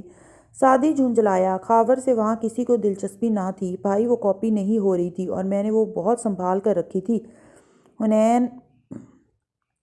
زمر نے سر اٹھا کر اسے دیکھا۔ کس کو علم تھا کہ وہ تم نے کہاں رکھی ہے؟ کسی ملازم نے دیکھا تھا تمہیں وہ رکھتے ہوئے؟ نہیں زمر، سوال ہی پیدا نہیں ہوتا۔ اس کی جگہ، اس دراز کی چابی کی جگہ میرے سوا کوئی نہیں جانتا تھا، کوئی بھی نہیں جانتا۔ وہ سچ کہہ رہی تھی۔ پہلے وہ فلیش ڈرائیو خالی نکلی اور اب یہ سارے ثبوت۔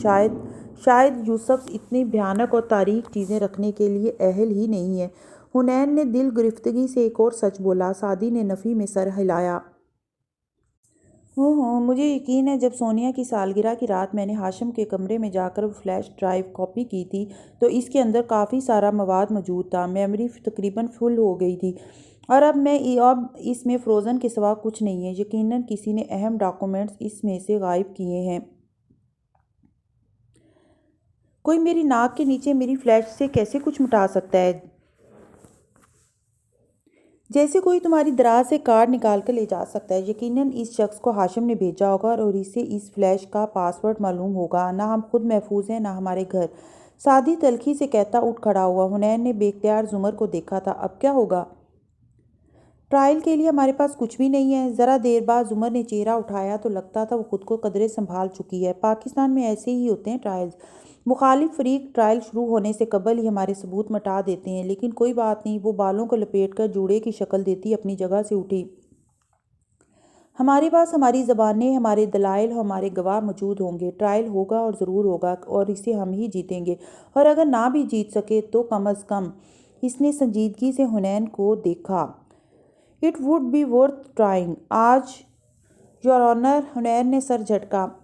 ارد گرد چلتا منظر بجلی جانے پہ بند ہونے والے ٹی وی کی طرح غائب ہو گیا۔ وہ ذرا سنبھل کر سیدھی ہو کر بیٹھی۔ کمرہ عدالت اس کے اطراف میں آ بسا تھا اور وہاں سب دم سادے سمر کو سن رہے تھے جو جج کے چبوترے کے ساتھ کھڑی بات کا آغاز کر رہی تھی۔ یہاں سے اس کی پشت نظر آتی تھی، سیاہ کوٹ کے اوپر گھنگریالے بال آدھے بندے گر رہے تھے اور وہ وقفے وقفے سے کان کے پیچھے ایک لٹ اڑستی تھی۔ میرے موکل سعدی یوسف کی کہانی 21 مئی کو نہیں شروع ہوئی تھی، یہ اس سے بہت پہلے شروع ہوئی تھی۔ چہرہ موڑے بغیر سعدی کی طرف ہاتھ سے اشارہ کرتے اس نے بات جاری رکھی۔ وہ بس زخمی آنکھوں سے سامنے دیکھے گیا۔ جو سعدی یوسف اس وقت کمرہ عدالت میں انصاف کا طالب بن کر بیٹھا ہے، یہ وہ سعدی نہیں ہے جس کو اس کے گھر والے گزشتہ کئی برسوں سے جانتے ہیں۔ وہ سعدی اور تھا، وہ زندہ دل تھا، لوگوں کو معاف کرنے والا، درگزر کرنے والا۔ ملک کی خدمت کا جذبہ لے کر اس نے اپنی ملازمت کا آغاز کیا تھا۔ وہ ایک محنتی اور قابل نوجوان تھا، اس کے پاس ٹیلنٹ تھا، ہنر تھا، ذہانت تھی۔ اگر اس کو کام کرنے دیا جاتا، اس کو مواقع ملتے تو وہ کہاں سے کہاں پہنچ چکا ہوتا۔ مگر یور آنر، میرے ملک کے نوجوانوں کو اگر اسی طرح پھلنے پھولنے دیا جائے تو معروف اور امیر IPPs کے آتش دان ٹھنڈے نہ پڑ جائیں۔ اگر ان نوجوانوں کو یوں ہی بڑے بڑے پروجیکٹس پہ محنت اور لگن سے کام کرنے کی اجازت دے دی جائے تو وقت کے فرونوں کی غلامی کون کرے گا؟ ٹانگ پہ ٹانگ جمائے بیٹھا ہاشم گال تلے انگلی رکھے اطمینان سے زمر کو دیکھ رہا تھا۔ آخری بات پہ آگے جھکا، نوٹ پیڈ اٹھایا اور اس پہ چند الفاظ تحریر کیے۔ سعدی یوسف، غریب کارڈ، محب وطن کارڈ۔ نوٹس لے کر اس نے پیڈ ڈال دیا اور توجہ سے سننے لگا۔ وہ اب چبوترے کے سامنے چلتے ہوئے کہہ رہی تھی، ہاتھ ہلا کر دائیں سے بائیں ٹہلتی۔ سعدی یوسف کی زندگی کی سب سے بڑی غلطی اس کی معصومیت تھی۔ اس نے سمجھا کہ شاید دوسرے لوگ بھی اس کی طرح ہوتے ہیں، ان کو اللہ کا خوف دلاؤ تو وہ سدھر جاتے ہیں، اور اسی خیال کے تحت وہ 21 مئی کی صبح ہاشم کاردار کے بلانے پر اس کے آفس گیا۔ یور آنر، وہ وہاں پہ ان سے جھگڑا کرنے یا ان کو مارنے کی نیت سے نہیں گیا تھا، بلکہ وہ وہاں ان کو قانون کی حرمت کا احساس دلانے گیا تھا۔ ہاشم سنجیدگی سے سنتا رہا، چہرے پہ وہی تاثرات برقرار رہے۔ اس موقع پہ ہاشم کاردار نے سعدی یوسف کو 30 کروڑ روپے لے کر اپنا منہ بند کرنے کی پیشکش کی، جسے اس نے ٹھکرا دیا۔ یہ اسی وقت تھا جب ملزم نوشیروان کاردار سے اس کی تلخ کلامی ہوئی، مگر نہ ہی سعدی یوسف نے کسی پہ ہاتھ اٹھایا، نہ لمبی تکرار کی، بلکہ چند الفاظ کہہ کر وہ وہاں سے چلا آیا۔ ایک 25 سال کے نوجوان کے خاندان کی عورتوں کے بارے میں نازیبا باتیں کہی جائیں تو یہ ممکن ہی نہیں کہ وہ مخالف کا منہ نہ توڑ دے، مگر سعدی یوسف نے زبانی تلخی کے سوا کچھ نہیں کیا۔ وہ قانون توڑنے والوں میں سے نہیں تھا، وہ قانون کی بالادستی اور انصاف قائم کرنے کے لیے ان کو نصیحت کرنے گیا تھا۔ کسی بھی قسم کی قانونی چارہ جوئی سے پہلے وہ خیر کا ایک آخری راستہ دکھانے گیا تھا۔ ان کو شاید کہ وہ نادم ہوں، شاید کہ وہ پلٹ آئیں تو ان کی سزا میں کمی ہو جائے۔ ایسا تھا ہمارا سعدی، دشمنوں کا بھی خیر خواہ۔ زمر نے رک کر چہرہ موڑا۔ سعدی اب سر جھکائے بیٹھا تھا، سب خاموشی سے اسے دیکھ رہے تھے۔ ہاشم البتہ نماک سے پیڈ پہ الفاظ کا اضافہ کر رہا تھا۔ کریکٹر اسکیچ: مسیحا، ہمدرد، غریب بامقابلہ امیر۔ مختصر یہ کہ فرشتہ کارڈ کھیل رہی ہیں پراسیکیوٹر، اور اس کا دماغ زمر کے ہر کارڈ کا توڑ سوچ رہا تھا۔ پیلے نوٹ پیڈ پہ نظریں جمائے وہ زمر کی باتیں سن رہا تھا، مگر بار بار دھیان بٹ جاتا تھا۔ نوٹ پیڈ کے صفحے بالکل زرد تھے، سورج مکھی کے پھولوں جیسے زرد، اور اس زردی میں بہت سے بلب جگمگانے لگے۔ 2 ماہ پہلے اس کے آفس کا کاریڈور صبح کے باوجود زرد بتیوں سے جگمگا رہا تھا۔ وہ تیز تیز چلتا جا رہا تھا، ذہن میں ڈاکٹر ایمن کی باتیں گونج رہی تھیں۔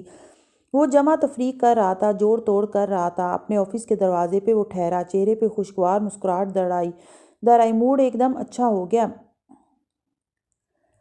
ریڈ؟ اس نے مسکرا کر آفس میں قدم رکھا۔ وہ جو کرسی پہ بیٹھی تھی چونک کر مڑی، پھر کھڑی ہو گئی، چہرے پہ بدک پھیکی سی مسکراہٹ لائی۔ سرخ رومال سر پہ لپیٹ کر گردن کے پیچھے گرہ لگائے ہوئے تھی، اور کانوں میں آنسو شکل کے سرخ یاقوت لٹک رہے تھے۔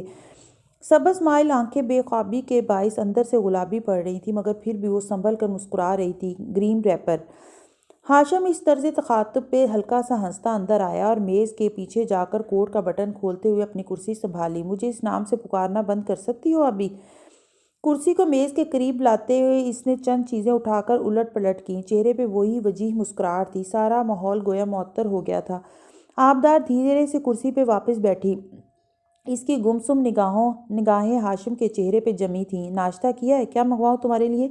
میں سمندر کی گیلی ریت پہ لیٹی تھی، میرا اندر پانیوں میں ڈوب چکا تھا۔ وہ کسی گہرے خیال میں بول رہی تھی، کیا پھیپھڑے اور کیا دل، سب پانی تھا۔ ایسے میں کوئی میرے اوپر جھکا تھا، اس کی شرٹ کی پشت پہ ننھا سا سیپ چپکا تھا۔ اس سیپ میں 3 رنگ تھے، گویا رگوں کی طرح ابھرے ہوئے تھے۔ تب میں نے اسے فرشتہ سمجھا تھا، موت کا فرشتہ، مگر اس موت کے فرشتے نے مجھے نئی زندگی دی۔ وہ جو فون اٹھا کر آرڈر کرنے لگا تھا، ریسیور واپس ڈال کر مسکرا کے اسے دیکھنے لگا۔ وہ گم سم سی دیوار کو دیکھتی بول رہی تھی، اور اب وہ چاہتا ہے کہ میں اس کی زندگی میں شامل ہو جاؤں۔ ہاشم مسکراتا رہا، اب جب کہ ایک دنیا اسے شیطان کہنے لگی ہے۔ ہاشم کی مسکراہٹ غائب ہوئی، دماغ گویا بھگ سے اڑا۔ اس نے لب کھولے مگر پھر بھینچ لیے، سمجھ نہیں آیا کیا کہے۔ اور وہ چاہتا ہے کہ میں اس کی زندگی میں شامل ہو جاؤں، سمر ویڈنگ یا سپرنگ ویڈنگ۔ آبی کی گم سم نگاہیں اس کے چہرے پہ آ ٹھہریں۔ سمر ویڈنگ یا سپرنگ ویڈنگ، یہی پوچھا تھا نا تم نے؟ آبی، تم سوچنے کے لیے وقت لے سکتی ہو، اور پھر میں وہ عورت بن جاؤں گی جو شہر کے 7ویں آسمان کی ملکہ بن کر اس کی زندگی میں آئے گی، اور اس کے ساتھ ہر جگہ، ہر تصویر، ہر میگزین کور پہ کھڑی ہوگی، اس کے ساتھ سیاہ گلاسز لگائے کالے شیشوں والی لمبی گاڑی سے نکلا کرے گی۔ مگر لوگ، وہ آگے ہوئی، مسکراہٹ نہیں تھی، آنکھوں میں آنچ تھی، سرخی تھی۔ مگر لوگ سامنے سرخ قالین بچھا کر اس کے انتظار میں پھول لیے نہیں کھڑے ہوں گے، لوگ پوسٹرز اور بینرز اٹھا کر کھڑے ہوں گے۔ رپورٹر مائک لہرا لہرا کر پوچھیں گے کہ سعدی یوسف کی زندگی کا خون کرنے کے بعد تم لوگ سر اٹھا کر کیسے جی رہے ہو؟ وہ سب جھوٹ ہے، میں نے اس کو صرف اغوا کیا تھا، مگر اس کے خاندان کے افراد ہم نے قتل نہیں کیے، نہ ہی شیرو نے اسے گولیاں ماری تھی۔ وہ تلملا کر بولا تھا، اسے نیاز بیگ نے مارا تھا، میں صرف اسے اس کے دشمنوں سے محفوظ رکھ رہا تھا۔ مگر وہ اتنا ناشکرا ہے کہ شدت جذبات سے سرخ پڑتے چہرے کے باعث وہ بول ہی نہیں پا رہی تھی۔ وہ ناشکرا ہے یا شکرگزار؟ وہ بول رہا ہے، دنیا اس کو سن رہی ہے، دنیا اس کو دیکھ رہی ہے، دنیا اس کے انکشافات سے لطف اندوز ہو رہی ہے۔ اس کا کیس اگلے 20 سال عدالت میں چلے گا، مگر 20 سال کس نے دیکھے ہیں؟ مگر 20 سال کس نے دیکھے؟ وہ تڑپ کر بولی تھی، میری زندگی کے تمہارے ساتھ، میری زندگی کے پہلے 2 سال، 2 کریم ایئرز وہ لے گا، کم از کم 2 سال تو میڈیا اور لوگ اس کو یاد رکھیں گے نا۔ میں 2 سال تک اخبارات، ٹی وی اور سوشل میڈیا پہ الزامات پڑھتی رہوں گی، وہ بولتا رہے گا اور لوگ اسے سنتے رہیں گے۔ میں جب گھر سے نکلوں گی، پبلک مجھے نفرت سے دیکھے گی، کیونکہ وہ تمہارا نوشیروان کا میڈیا ٹرائل کر چکے ہیں۔ پبلک تمہیں مجرم قرار دے چکی ہے، ان کی باتیں مجھے گھر میں قید کر دیں گی، میں باہر تک نہیں نکل سکوں گی۔ سنا تم نے؟ جرم تم پہ ثابت ہوا ہے اور جیل مجھے ہو جائے گی، ہم کسی اور ملک چلے جائیں گے، تمہیں کچھ نہیں سننا پڑے گا۔ وہ آگے کو ہوا، جلدی سے کہنے لگا تھا، لیکن اگر تم قاتل نہیں ہو، اگر تم نے کچھ غلط نہیں کیا تو ہم کیوں بھاگیں؟ اگر تم اور نوشیروان بے قصور ہو تو اس کی زبان بند کیوں نہیں کرتے؟ آنسو اس کی آنکھوں سے ٹپ ٹپ گرنے لگے تھے، گود میں رکھے اس کے ہاتھ ہولے سے کپ کپا رہے تھے، دل زور زور سے دھڑک رہا تھا، مگر وہ بظاہر جذباتی چہرہ بنائے کہے جا رہی تھی، ان کو چپ ہونا ہوگا ہاشم، ورنہ تمہارے خاندان سے خود کو کبھی منسلک نہیں کروں گی جب تک یہ گندگی تمہارے ساتھ ہے۔ میں کیا کروں؟ تم کیا چاہتی ہو میں کیا کروں؟ وہ آگے ہوتے ہوئے بولا۔ بار بار وہ سر جھٹکتا تھا، کبھی انگلیاں باہم پھنسا کر کھولتا تھا۔ ان کو چپ کرواؤ، پبلک رائے کو بدلو۔ اگلے الفاظ کہنے سے پہلے اس نے دل میں کہا تھا، وہ تمہارے لیے فارس غازی یہ کبھی نہیں کرے گی۔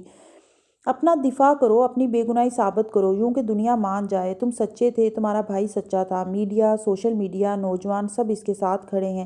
وہ مشہور ہوتا جا رہا ہے، وہ ہیرو بن رہا ہے، کیونکہ اس کا میڈیا ٹرائل نہیں ہو رہا، تمہارا ہو رہا ہے۔ تم پہلے ہی ٹرائل کی زد میں ہو، تو اب اس کو گھسیٹو ٹرائل میں۔ ہاشم کاردار، اس نے میز پہ ہاتھ رکھ کر آگے جھک کر اس کی آنکھوں میں دیکھ کر کہا، اس کو عدالت میں لے کر آؤ اور اس کے سارے الزامات کا توڑ کرو، اس کو وہاں تباہ کرو، اس کو جھوٹا ثابت کرو، مگر ایسا کرنے کے لیے تمہیں اس کے ساتھ ایک کورٹ روم میں کھڑا ہونا ہوگا، اور پھر جب خود کو دنیا کی نظروں میں بری کروا لو، اور چونکہ تم بے گناہ ہو تو کروا ہی لوگے، تب مجھے پرپوز کرنا، میں اپنا فیصلہ تب تک کے لیے محفوظ رکھتی ہوں۔ اور پھر وہ اٹھ کھڑی ہوئی، اپنا بیگ دبوچنے والے انداز میں اٹھایا، اسے دل گرفتگی سے خود کو دیکھتے چھوڑ کر وہ باہر نکل آئی۔ دروازہ بند کر کے وہ تیزی سے حلیمہ کی میز پر آئی، پانی کی بوتل اٹھائی اور گٹاگٹ پانی پیتی گئی۔ حلیمہ بے اختیار کام سے سر اٹھا کر اسے دیکھنے لگی۔ آبی نے بے ترتیب سانسوں کے درمیان بوتل واپس رکھی اور آستین سے پیشانی پونچھتی آگے بڑھ گئی۔ اندر بیٹھے ہاشم کا سارا موڈ خراب ہو چکا تھا، وہ ٹائی ڈھیلی کیے سوچتی نظروں سے خالی دیوار کو دیکھ رہا تھا۔ آج یور آنر، ہوا یوں کہ زمر کی آواز دور کہیں گہری کھائی سے آتی محسوس ہو رہی تھی۔ ہاشم نے ذہن سے تمام خیالات کو جھٹک کر نگاہیں اٹھائیں اور خود کو واپس کمرہ عدالت میں لے آیا۔ وہ جج کے چبوترے کے سامنے کھڑی تھی۔ یہاں سے اس کا نیم رخ دکھائی دیتا تھا، گھنگریالی لٹ گال کو چھو رہی تھی اور بھوری آنکھیں جج کے چہرے پہ جمی تھیں۔ سب خاموشی اور محویت سے اسے سن رہے تھے۔ ہوا یوں کہ 21 مئی کی شام جب ایک خوش باش شاد زندگی سے بھرپور سعدی یوسف گھر واپس آتا ہے اور اپنے سارے خاندان کو ڈنر پر مدعو کرتا ہے، اس وقت بھی اس کو خاندان کے اس ایک فرد کا بھی خیال ہوتا ہے جو وہاں نہیں جائے گا، ڈاکٹر سارہ، جو خود کو خاندانی جمیلوں سے دور رکھتی ہے۔ اس وقت وہ ان کو وہاں بلاتا ہے، ان کو اپنے خاندان اور زندگی کی طرف لوٹ کر آنے کے لیے منانے، ان کو ان کے اصل دشمنوں کی خبر دینے، کیونکہ اب اس کے پاس ثبوت بھی تھے۔ مگر وہاں اس تاریک گلی میں اس کا پیچھا کرنے، اس کو دھمکانے اور زبانی تلخ کلامی کا بدلہ گولی سے لینے کے لیے ملزم نوشیروان کاردار آتا ہے، اور وہ اس وقت تک وہاں سے نہیں جاتا جب تک وہ سعدی کے جسم میں 3 گولیاں پیوست کر کے اس کو مار پیٹ کر نیم مردہ حالت میں نہیں پہنچا چکا ہوتا۔ یور آنر، پولیس اور گواہوں کو خرید کر میرے زخمی موکل کو ہسپتال سے غائب کروا دینے کے بعد اسے 8 ماہ اور 1 دن تک حبس بیجا میں رکھنے کا ذمہ دار نوشیروان کاردار ہی ہے۔ ہاشم کاردار اس کا ایک معاون ہے، مگر اصل مجرم نوشیروان ہے۔ یہ سب کچھ اس کے حکم پہ اور اس کی ایما پہ ہوا۔ امیر لڑکوں کا یہی مسئلہ ہے، اگر ان کے نام کے آگے کانجو، جتوئی، کاردار یا تالپور لگتا ہے تو ان کو کسی دوسرے نوجوان سے حسد نکالنے کے لیے اس کو مارنے کا بہانہ مل جاتا ہے۔ میرے لیے سب کی ذات برابر اور قابل احترام ہے، لیکن ہمارے یہ رئیس اپنی حرکتوں سے اپنی ذات کو خود بدنام کرتے ہیں۔ یور آنر، کیا اب بھی وقت نہیں آیا جب ان کا احتساب کیا جائے؟ ہاشم نے پیلے کاغذ پہ ایک سطر مزید کھینچی۔ صرف شیرو کیوں؟ ہاشم کاردار کیوں نہیں؟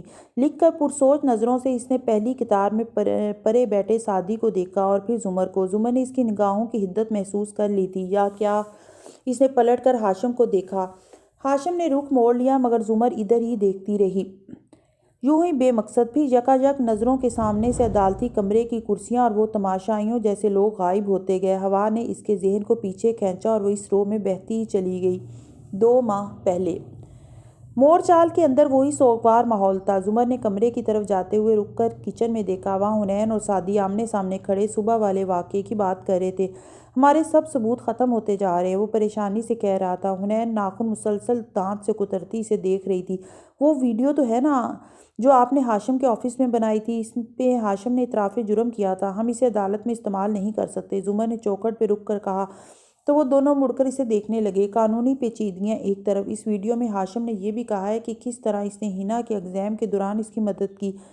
لاء کالج کے سینئر وکیل صاحب کی کال بھی ہے اس میں، ہم وہ ویڈیو جج کو نہیں دکھا سکتے۔ حنین کا چہرہ بجھ گیا، مگر سعدی تیزی سے بولا، اگر ہم اسے ایڈٹ کر دیں تو وہ اوریجنل نہیں رہے گی اور وہ عدالت میں قابل قبول نہیں ہوگی۔ یہ اچھا حساب ہے۔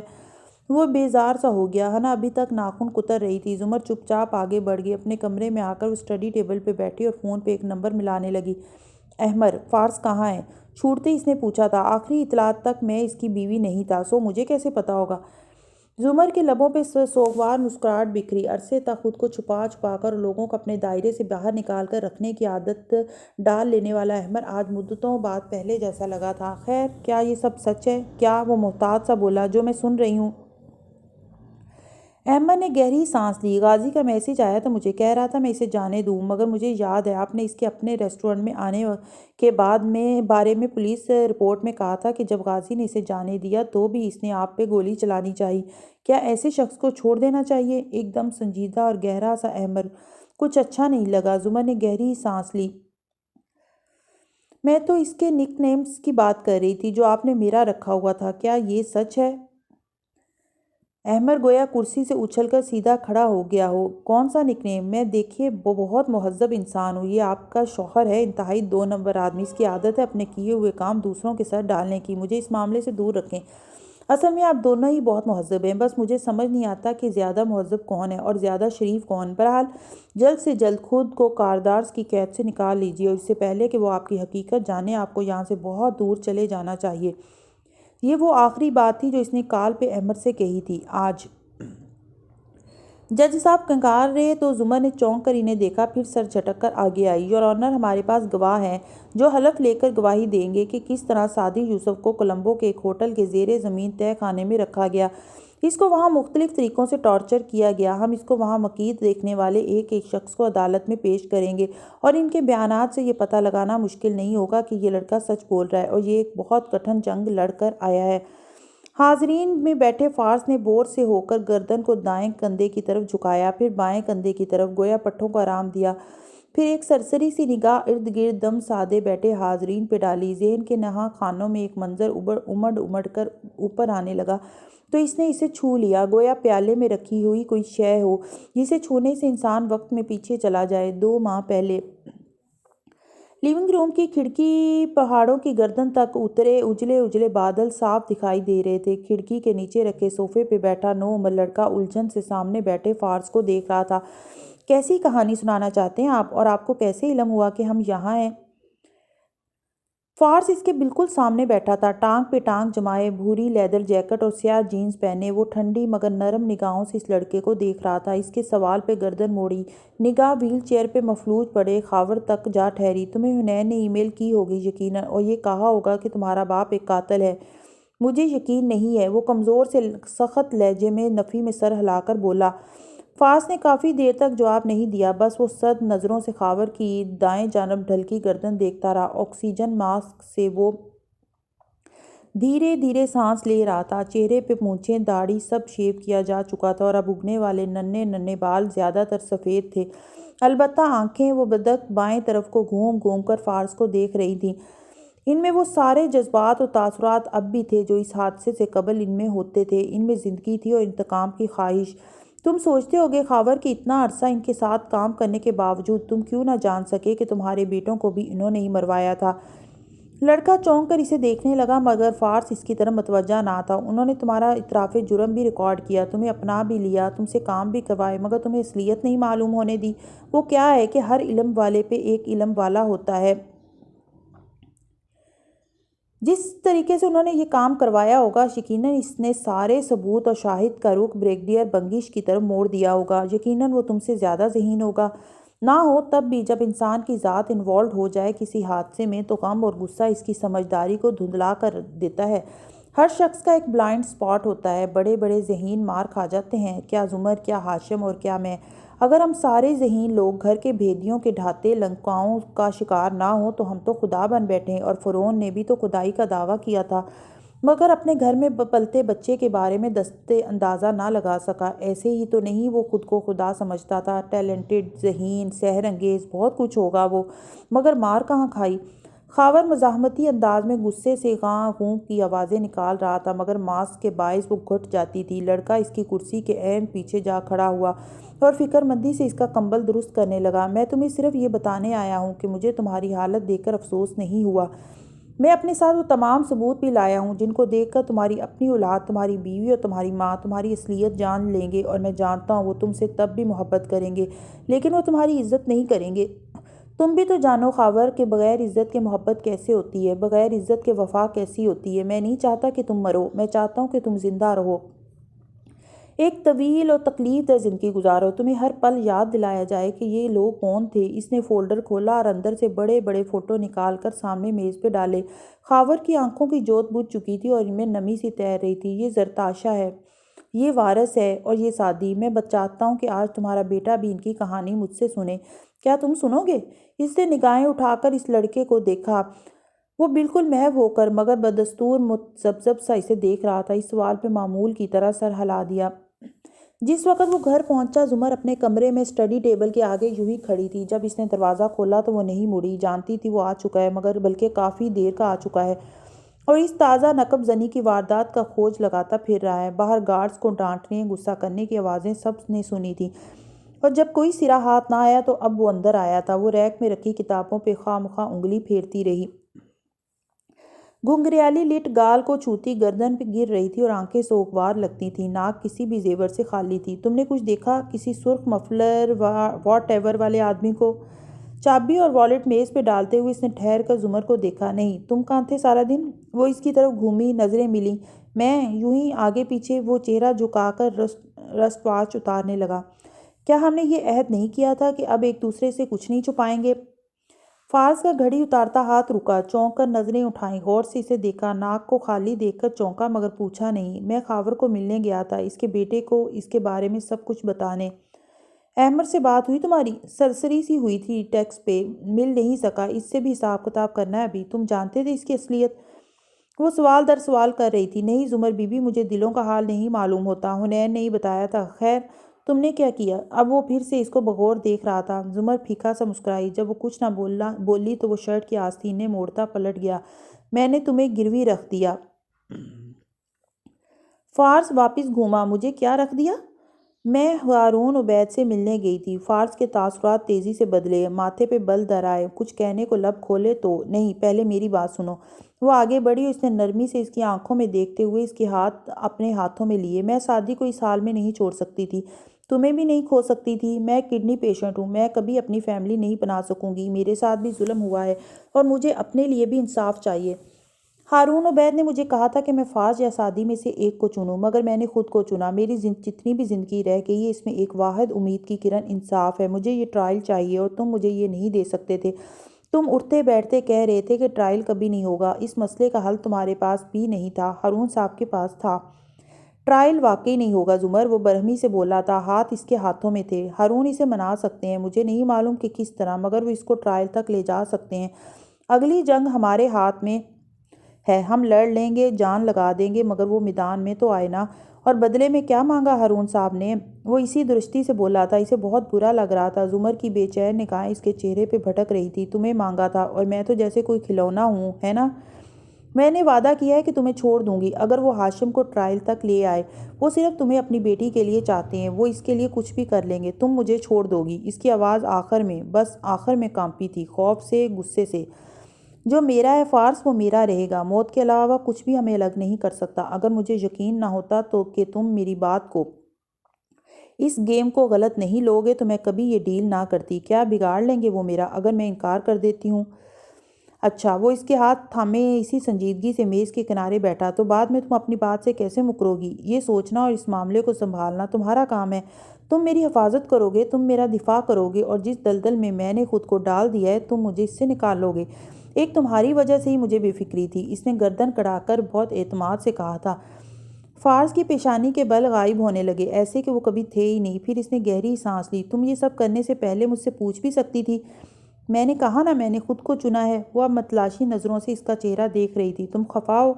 नहीं, मगर मुझे अफसोस है कि मैं अभी तक तुम्हें ये यकीन नहीं दिला सकता कि मैं तुम्हें किसी काम से नहीं रोकूंगा। आई एम सॉरी, अगर मैंने तुम्हें ये महसूस करवाया है कि तुम मुझे एतमाद में लोगी, तो मैं तुम्हें तुम्हारी मर्ज़ी के काम से मना कर दूंगा। अब अगर गुस्सा करोगे तो कैसे आएगा मुझे ये एतमाद? वो तेज़ी से बोली थी। दिल अलबत्ता धड़क रहा था, वो खफा तो लग रहा था। गुस्सा क्यों करूंगा? मुझे तो खुश होना चाहिए कि दो खूबसूरत औरतें मेरे लिए लड़ रही हैं। और वो गुस्से में ही लग रहा था। जुमर के अबुर खफकी से इकट्ठे हुए, हाथों से हाथ निकाल लिए। एक खूबसूरत औरत, तंबी की। हाँ, एक खूबसूरत औरत एक चुड़ैल से मेरे ऊपर लड़ रही है, हद है। सर झटक कर वो उठ खड़ा हुआ। इसको बुरा लगा था और वो कोशिश कर रहा था कि कुछ सख्त ना कह दे। जुमर कहना कुछ और चाहती थी, मगर मुंह से कुछ और निकला। उन्होंने जमानत के तौर पर मेरी लौंग रख ली, जो तुमने दी थी। वो जो आगे जा रहा था तेवरा कर घूमा, चेहरे पे बेयकीनी उभरी, आंखें फैली। व्हाट? वो गराया था। जुमर 2 कदम पीछे हुई, चेहरे पे जमानों की सादगी तारी कर ली। इस रोज़ पुलिस स्टेशन में वो मेरे परस में थी। मैं बार बार इसकी डब्बी को निकाल कर खोल कर बंद करती थी। कोर्ट में जमानत की समाअत के दौरान भी वो मेरे परस में थी, और मेरा हाथ परस के अंदर बाहर ही रहा था। मैं इतने दिन से इसे पहनना चाह रही थी, हिम्मत नहीं कर पा रही थी। फिर जब मैं इनके ऑफिस गई तो उन्होंने मुझे कहा कि वो जानते हैं इस लौंग का किस्सा। इसको कैसे पता? वो फिर गराया था। गुस्से से इसका चेहरा सुर्ख हो रहा था। जब मैंने तुमसे लौंग के पीछे झगड़ा किया था तो सदाकत वहीं था। मुलाजमों की आदत होती है, इधर की उधर करते हैं। इसने कारदास के किसी मुलाजिम को कहा होगा और इसने आगे। हारून उबैद हमारे ख़ानदान पे अरसे से नज़र रखे हुए है, इनको पता होगा, जाहिर है। जब मैं वहाँ गई तो उन्होंने मुझसे वो मांग ली। वो यादसियत से बता रही थी। इसे कैसे पता चला कि वो तुम्हारे बैग में है? सिक्योरिटी चेक पॉइंट्स पे मेरा पर्स स्कैन हुआ था ना। एक जगह पर्स की तलाशी भी ली गई थी। उन्होंने कहा कि इमेज देखकर इनको मालूम हो गया कि ये वही लौंग है। शायद वो सिर्फ मेरे ऊपर अपनी धाक बैठाना चाह रहे थे और तुमने वो इनको दे दी। फिर और क्या करती? مجھے ان کو یقین دلانا تھا کہ میں سچ بول رہی ہوں۔ زمر زمر، وہ ہاتھ اٹھا کر بہت کچھ کہنا چاہ رہا تھا، پھر ہاتھ گرا دیے، پہلے سر جھٹکا، پھر دائیں سے بائیں چکر کاٹنے لگا۔ اب تم یوں کرو، مجھ سے خفا ہو جاؤ تاکہ ہم آپس میں ہی لڑتے رہیں اور باہر کے لوگوں سے لڑنے کی ضرورت ہی نہ پڑے، ہم یوں ہی خود ہی لڑتے لڑتے ختم ہو جائیں۔ تمہارے نزدیک اس تحفے کی کوئی اہمیت نہیں تھی؟ وہ گھوم کر اس کے سامنے آ کھڑا ہوا، برہمی سے اسے دیکھا۔ وہ ایک پتھر تھا فارس، ایک پتھر کھو کر میں ایک انسان کو نہیں کھو سکتی۔ مجھے یقین تھا، وہ سادگی سے کہہ رہی تھی۔ وہ لاجواب ہوا تھا، پھر چند لمحے تک گہرے سانس لے کر خود کو بدک نارمل کرنے لگا۔ ٹھیک ہے، وہ ایک پتھر تھا، لیکن اگر تمہیں کوئی کام تھا تو تم میرے پاس کیوں نہیں آئیں؟ تم یہ نہیں کر سکتے تھے۔ وہ اسی میز کے کونے پہ بیٹھ گئی جہاں چند لمحے قبل وہ بیٹھا تھا۔ تمہیں کیسے پتا کہ میں یہ کر سکتا تھا یا نہیں؟ اور ہارون صاحب کیسے کریں گے یہ معلوم ہے تمہیں؟ وہ ہاشم کے دوست ہیں، کسی بھی طرح اسے راضی کر لیں گے اور وہ اپنی بیٹی کو اس کے پاس بھیجیں گے تاکہ وہ اس سے جھوٹے وعدے کرے اور ہاشم کو راضی کرے۔ زمر چونک کر کھڑی ہوئی، آنکھوں میں ڈھیروں استجاب در آیا۔ بیکار باتیں مت کرو فارس، کوئی اپنی بیٹی کو یوں استعمال نہیں کر سکتا۔ زمر، ہر امیر آدمی جواہرات کی طرح نہیں ہوتا جو اولاد پہ جان چھڑکے۔ وہ ایسا آدمی نہیں ہے، اسے نہ اپنی بیٹی سے کوئی خاص لگاؤ ہے، نہ وہ اس کا خیال رکھتا ہے۔ محبت ضرور ہوگی کیونکہ وہ فطری چیز ہے، لیکن وہ یہ سب آبدار کی خوشی کے لیے نہیں کر رہا۔ وہ یہ سب آبدار کے لیے کر رہے ہیں۔ وہ بے یقین تھی۔ غلط۔ فارس نفی میں سر ہلا رہا تھا۔ وہ صرف کاردار کی بربادی چاہتا ہے۔ دونوں کاروبار میں شراکت دار ہیں، ایک ڈوبے گا تو اس کی ساری دولت، شیئرز، تعلقات سب دوسرا حاصل کر لے گا۔ وہ دل سے چاہتا ہے کہ ہاشم مقدمے میں الجھے، اس کے لیے وہ تمہیں اور آبدار دونوں کو استعمال کر رہا ہے۔ آبدار ہاشم کو راضی کرے گی اور تم اپنی کشتیاں جلا کر اس مقدمے کے لیے اپنی جان لگا دو گی۔ سب سے زیادہ فائدہ اسی کو ہوگا۔ وہ کتنی دیر شل بیٹھی رہی، پھر چونکی۔ اور آبدار کا کیا ہوگا؟ زندگی میں پہلی دفعہ یہ نام لیتے ہوئے اس کی آواز میں پریشانی جھلکی تھی۔ ہارون صاحب کو اس کی اتنی پرواہ ہوتی تو اس کو اس جنگ میں کیوں دھکیلتے؟ کس کو کال کر رہی ہو؟ وہ جو تلخی سے کہہ رہا تھا رک کر بولا۔ زمر سنے بغیر فون پہ نمبر ملا کر اسے کان سے لگا چکی تھی۔ فارس کو خاموش رہنے کا اشارہ کیا۔ وہ لب بھینچے اسے دیکھے گیا۔ 24 گھنٹے کے اندر اندر آپ کی کال موصول ہوئی ہے، کیا ارادہ بدل گیا ہے آپ کا زمر صاحبہ؟ ہارون عبید کا نرم اور نپا تلا لہجہ کانوں سے ٹکرایا تھا۔ مجھے اپنا ہیرا واپس چاہیے، میں اس ڈیل کو ختم کرنا چاہتی ہوں۔ کیوں؟ مجھے ڈر ہے فارس کو نہ پتہ چل جائے، میں بہت خوفزدہ ہوں، پلیز مجھے بلیک میل مت کریں اور اسے واپس کر دیں۔ وہ منت کر رہی تھی۔ فارس نے گھور کر اسے دیکھا۔ اب بہت دیر ہو چکی ہے مسز زمر۔ دیر کیسے ہوئی ہے؟ اب تک ہاشم سے بات تو نہیں ہوئی ہوگی آپ کی؟ میری بیٹی آپ کی وجہ سے اس سے بات کرنے گئی تھی، اور اب جب کہ اس نے اتنا بڑا خطرہ مول لے ہی لیا ہے تو آپ پیچھے نہیں ہٹ سکتی۔ آپ اپنی ہی بیٹی کو کیسے استعمال کر سکتے ہیں؟ وہ غصے بھری بے بسی سے بولی تھی۔ فارس اب سامنے صوفے کے کنارے جا بیٹھا تھا۔ ہارون اور بھی کچھ کہہ رہے تھے مگر زمر نے آپ بیمار ہیں، سنا آپ نے؟ آپ بیمار ہیں کہہ کر موبائل پرے ڈال دیا۔ وہ ایک دم ڈسٹرب نظر آنے لگی تھی۔ اچھا پریشان مت ہو، آبدار کے ساتھ جو کیا اس کے باپ نے کیا ہے۔ وہ اب کی ذرا نرمی سے بولا۔ زمر نے چہرہ اٹھا کر مغموم آنکھوں سے اسے دیکھا۔ تمہیں مجھ پہ بہت غصہ آ رہا ہوگا ہے نا؟ ساری عمر آتا رہا ہے، کوئی نئی بات تھوڑی ہے، لیکن خیر تم مجھے بتاؤ تم کیا چاہتی ہو؟ تم سے نہیں ہوگا تو کیوں؟ زمر تم بتاؤ تم کیا چاہتی ہو؟ اس نے زور دے کر کہا۔ زمر چند لمحے اس کا چہرہ دیکھتی رہی۔ میں چاہتی ہوں کہ ہاشم عدالت میں پیش ہو، وہ پوری ایمانداری سے یہ ٹرائل لڑے۔ میں چاہتی ہوں کہ ہر گواہ عدالت میں پیش ہو اور سچ بولے۔ سعدی نے مجھے بتایا کہ اس کے ساتھ اس رات ڈاکٹر سارہ تھی، مگر ڈاکٹر سارہ کتنے دن سے میرا فون نہیں اٹھا رہی۔ میں چاہتی ہوں کہ وہ گواہی دے دیں۔ جذبات میں تیز بولے۔ اس کو سانس چڑھ گیا تھا۔ وہ خاموشی سے اسے دیکھتا رہا۔ تبھی دروازہ بجا۔ فارس اسی خاموشی سے اٹھا، دروازہ کھولا۔ سامنے سعدی کھڑا تھا، ہاتھ میں چند کاغذ تھے۔ اس نے فارس کے کندھے کے پیچھے سے اندر جھانکا۔ زمر یہ وہ ڈاکیومنٹس ہیں جو میں نے آپ کو دکھانے ہیں۔ الجھا ہوا سا آگے بڑھنے لگا، پھر رک کر پوچھا اندر آ جاؤں؟ ہاں تم اندر آ جاؤ، میری خیر ہے۔ آخری الفاظ زیر لب بڑبڑا کر وہ خفا سا باہر نکل گیا۔ کچن کے دروازے پہ حنین اسی طرح کھڑی ناخن کتر رہی تھی۔ وہ ساتھ سے گزرنے لگا تو وہ بولی تھی، سعدی بھائی زمر کی ٹیم کتنی بورنگ ہے لگتی ہے نا؟ وہ انسنی کر کے آگے بڑھ گیا۔ آج فارس غازی کو گہرے خیال سے گہری نیند بھرے سفر سے کورٹ رپورٹر کی کی بورڈ پہ چلتی انگلیوں کی ٹھک ٹھک نے جگایا تھا۔ وہ گہری سانس لے کر زمر کی طرف دیکھنے لگا جس کی آواز کمرہ عدالت کی گھنی خاموشی کو چیر رہی تھی۔ نوشیروان کاردار نے قید کے ان 8 ماہ میں اپنے بھائی کے ساتھ مل کر یور آنر نہ صرف سعدی یوسف کو محبوس رکھا بلکہ اس کو مختلف نوعیت کے ذہنی اور جسمانی ٹارچرز کا بھی نشانہ بنایا۔ اس سے اس کے پروجیکٹ کے اہم راز دباؤ تشدد کے ذریعے گلوانے کی بھی کوشش کی، اس کو اس کے خاندان کو نقصان پہنچانے کا ڈراوا بھی دیا۔ 22 جنوری کی رات جب سعدی یوسف اپنی ذہانت اور بہادری کے بل پہ اس قید سے نکلا تو نوشیروان کاردار اور ہاشم کاردار نے اس کی تصویر کے پوسٹرز بنوائے اور سارے کولمبو میں پھیلا دیے۔ ایک خونی مین ہنٹ کا آغاز کیا گیا جس کا اختتام تب ہوا جب سعدی یوسف نے ملک واپس پہنچ کر اپنی ویڈیو ریلیز کی۔ ہاشم سر جھکائے پیڈ پہ لکھ رہا تھا، غیر قانونی سفر اور خاور کی تفصیلات گول۔ ان طویل اوپننگ آرگومنٹ کے بعد میری عدالت سے استدعا ہے کہ نوشیروان کاردار کو قتل، اقدام قتل، اغواء حبس بیجا میں رکھنا، تشدد اور غیر قانونی انسانی اسمگلنگ کے جرم میں قرار واقعی سزا دی جائے۔ پراسیکیوشن نوشیروان کاردار کی پھانسی کا مطالبہ کرتی ہے۔ ہاشم کے ساتھ بیٹھے نوشیروان نے زخمی آنکھیں اٹھا کر زمر کو دیکھا اور پھر تڑپ کر اپنے بھائی کو دیکھا جو محویت سے نوٹ پیڈ پہ لکھتا جا رہا تھا۔ دہشت گردی کی دفعات غائب، ہاشم کاردار کی نامزدگی غائب، کمزور استغاثہ۔ تبصرہ لکھ کر اس نے پیڈ رکھ دیا اور پھر اسی توجہ سے زمر کو دیکھنے لگا۔ وہ اب اپنے دلائل کا اختتام کر رہی تھی۔ کمرہ عدالت کی کھڑکیوں سے چھن کر آتی دھوپ میں موسم گرما کے اوائل کی سی تمازت محسوس ہوتی تھی۔ اگر تم کھڑکیوں کو دیکھتے جاؤ تو ان پہ پڑی گرد کی تہ سرکتے لمحوں اوت پہ بیت جانے والی شاموں کے ساتھ بڑھتی جا رہی تھی۔ پھر کسی روز بارش کی بوندوں نے اسے دھو ڈالا اور پھر نئے سرے سے گرد پڑنے لگی۔ واپس کمرہ عدالت کی جانب رخ پھیرو تو پراسیکیوشن کی میز کے پیچھے زمر ٹانگ پہ ٹانگ جمائے بیٹھی تھی۔ آج اس کے بال اونچی پونی میں بندھے تھے اور گھنگریالی لٹیں نکل نکل کر کوٹ کی پشت پہ جھول رہی تھیں۔ وہ قلم لبوں میں دبائے نظریں سامنے کھڑے ہاشم پہ جمائے ہوئے تھی۔ ساتھ بیٹھا سعدی آدھے آستین والی سیاہ شرٹ میں ملبوس تھا۔ وہ پہلے سے بہتر نظر آ رہا تھا، گردن اٹھی ہوئی تھی اور پوری آنکھوں میں امید سی تھی۔ پیچھے ساری کرسیوں سے پیچھے آخری قطار میں فارس ٹیک لگائے بیٹھا تھا اور مسلسل منہ میں کچھ چبا رہا تھا۔ دفاع کی میز پر نوشیروان ڈیزائنر سوٹ ٹائی میں ملبوس پتھریلے تاثرات کے ساتھ براجمان تھا۔ پچھلی نشست پہ جواہرات اور احمد ساتھ ساتھ بیٹھے تھے۔ جواہرات مسلسل اپنے لاکٹ کو انگلی پہ لپیٹتے ہوئے پرسوچ نظریں چبوترے کے سامنے کھڑے ہاشم پہ نگاہیں جمائے ہوئے تھی۔ ہاشم کی اس جانب پوچھ تھی مگر آواز صاف سنائی دیتی تھی، یور آنر، مسز زمر کے ابتدائی دلائل اچھے لگے مجھے، جذباتی اور شاعرانہ۔ ان سے ہمیں یہ تاثر ملا کہ ایک معصوم شہزادہ بلکہ شہزادی ظالم دیو کی قید میں پھنس گئی تھی، اور اب چونکہ شہزادی واپس آ گئی ہے تو لازم کہ ظالم دیو کو چوک میں لٹکا کر پھانسی دی جائے۔ اور اس ظالم دیو کا جرم کیا ہے یور آنر؟ صرف یہی کہ وہ امیر ہے۔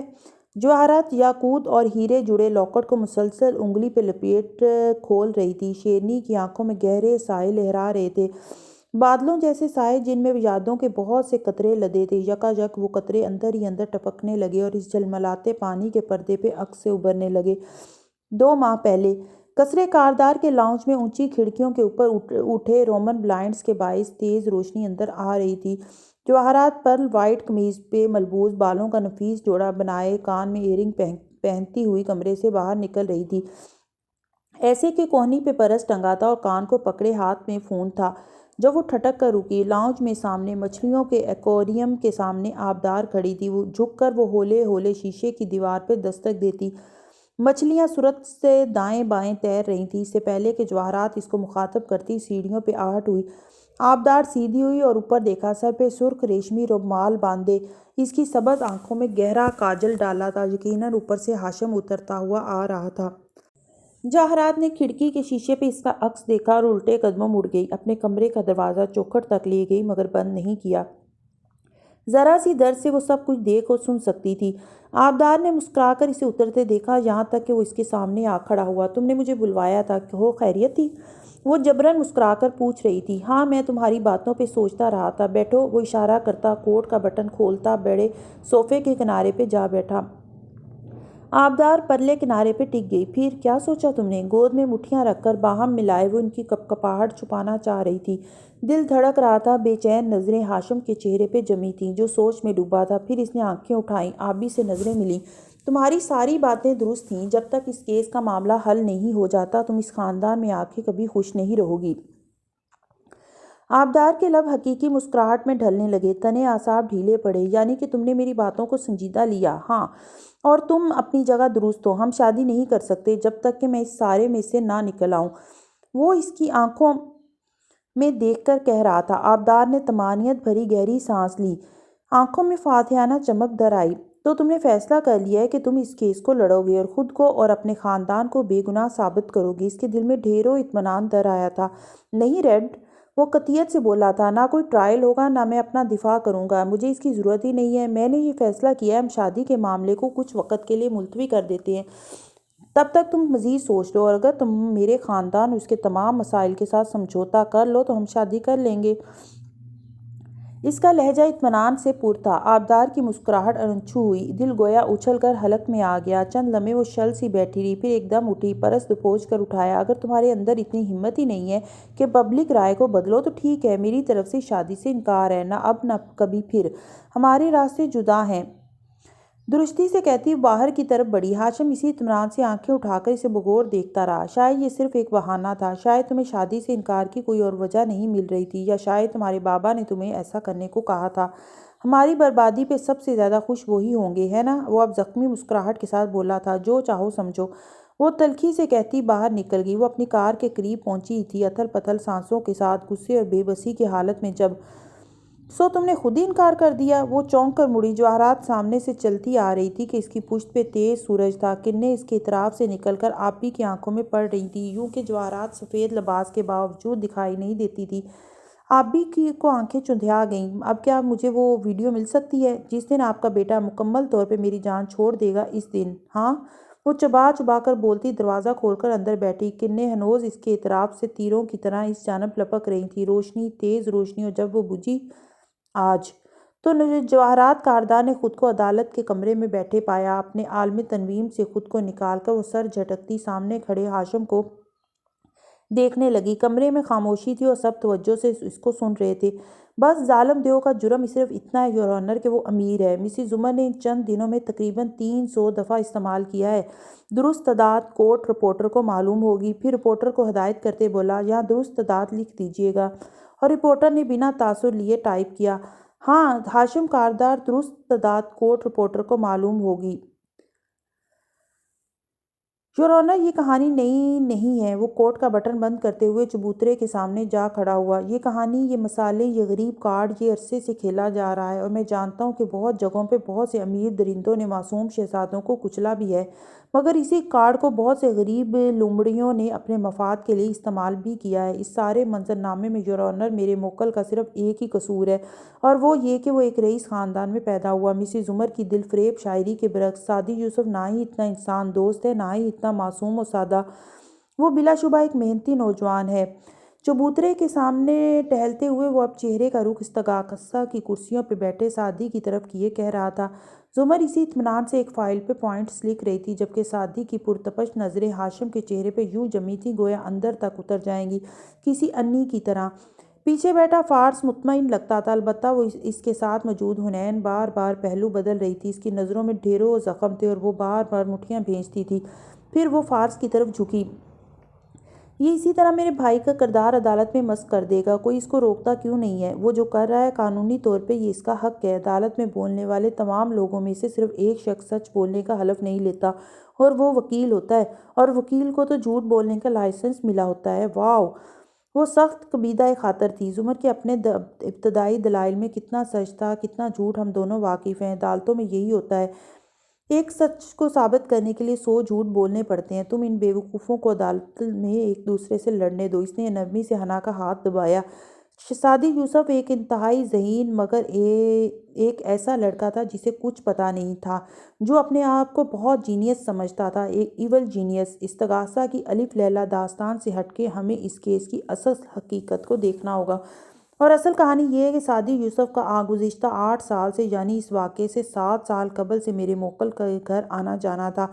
इसको इस खाकसार ने अपने छोटे भाई की तरह ट्रीट करते हुए इस पे कभी अपने घर के दरवाजे बंद नहीं किए। इसको अपनी हर दावत पे बुलाया, इसका हमेशा ख्याल रखा। इन अच्छे ताल्लुकात की मिसाल मेरे और सादी के फेसबुक पे लगी हमारी सैकड़ों तस्वीर है, मगर वो क्या कहते हैं कि मखमल में टाट का पेवंद नहीं लगता। वो यूं तिरछा होकर खड़ा था कि गाहे बगाहे जज साहब पे नज़र डालता, फिर इसी सादगी और इत्मीनान से इस्तगासा की कुर्सियों को देखता। तबीयत اپنی طبیعت سے مجبور سعدی یوسف نے نوشیروان کاردار سے راہ و رسم بڑھانا چاہا۔ وہ ہم دونوں بھائیوں کی گڈ بکس میں رہنا چاہتا تھا، اور تو اور اس کو جب یہ معلوم ہوا کہ نوشیروان کس یونیورسٹی میں جانا چاہتا ہے تو اس نے بھی وہیں اپلائی کیا۔ برسوں تک وہ ساری دنیا کو یہ بتاتا رہا کہ وہ اسکالرشپ پہ پڑھ رہا ہے، مگر یہ صرف اس کی پاپولر اور ہر دل عزیز ہونے کی ایک اور کوشش تھی، کیونکہ حقیقت تو یہ ہے کہ اس کی فیس اس کے خاندان والے ہی دیتے تھے۔ اس سے آپ اندازہ لگا سکتے ہیں کہ دوسروں کی نظر میں متاثر کن بننے کے لیے مدعی کس حد تک جا سکتا ہے۔ سعدی نے کرب سے آنکھیں بند کر کے سر جھٹکا۔ بہت برداشت چاہیے تھی اپنے ہر سچ کو اپنے ہی خلاف استعمال ہوتے دیکھنے پر۔ سچ شکر کہ قیامت کے روز اس بڑی عدالت میں یا تو فرشتوں، پتھروں، زمین اور انسانوں کے اپنے اعضاء جیسے گواہ ہوں گے، یا پھر ایک ہی مصحف اعلیٰ۔ سچ شکر کہ اس دن کوئی وکیل نہیں بولے گا، سچ شکر کہ اس دن زبانیں بند ہوں گی۔ اس نے آنکھیں کھول کر دیکھا۔ جج صاحب اینک ناک پہ لگائے بہت توجہ سے ہاشم کو سن رہے تھے۔ سیشن جج سر جناب عابد آغا صاحب ایک بے داغ و شفاف ریکارڈ کے حامل تھے۔ رعب ایسا تھا کہ بالواسطہ رشوت دینے کی جرأت کوئی نہ کرتا تھا۔ سابق گورنر کے صاحبزادے تھے اور بھاری بیوروکریسی کے اہم افسران میں سے تھے۔ بلا واسطہ رشوتیں، مدد کی اور درخواستیں اور دھمکیاں سب آتا تھا، مگر کہتے تھے کہ وہ بہت ہمت اور عزم سے ہر شے کا مقابلہ کرتے تھے، اور اس وقت استغاثہ اور دفاع کے وکیلوں کو اپنے اپنے گواہ اور ثبوت پیش کر کے خود کو سچا ثابت کرنا تھا۔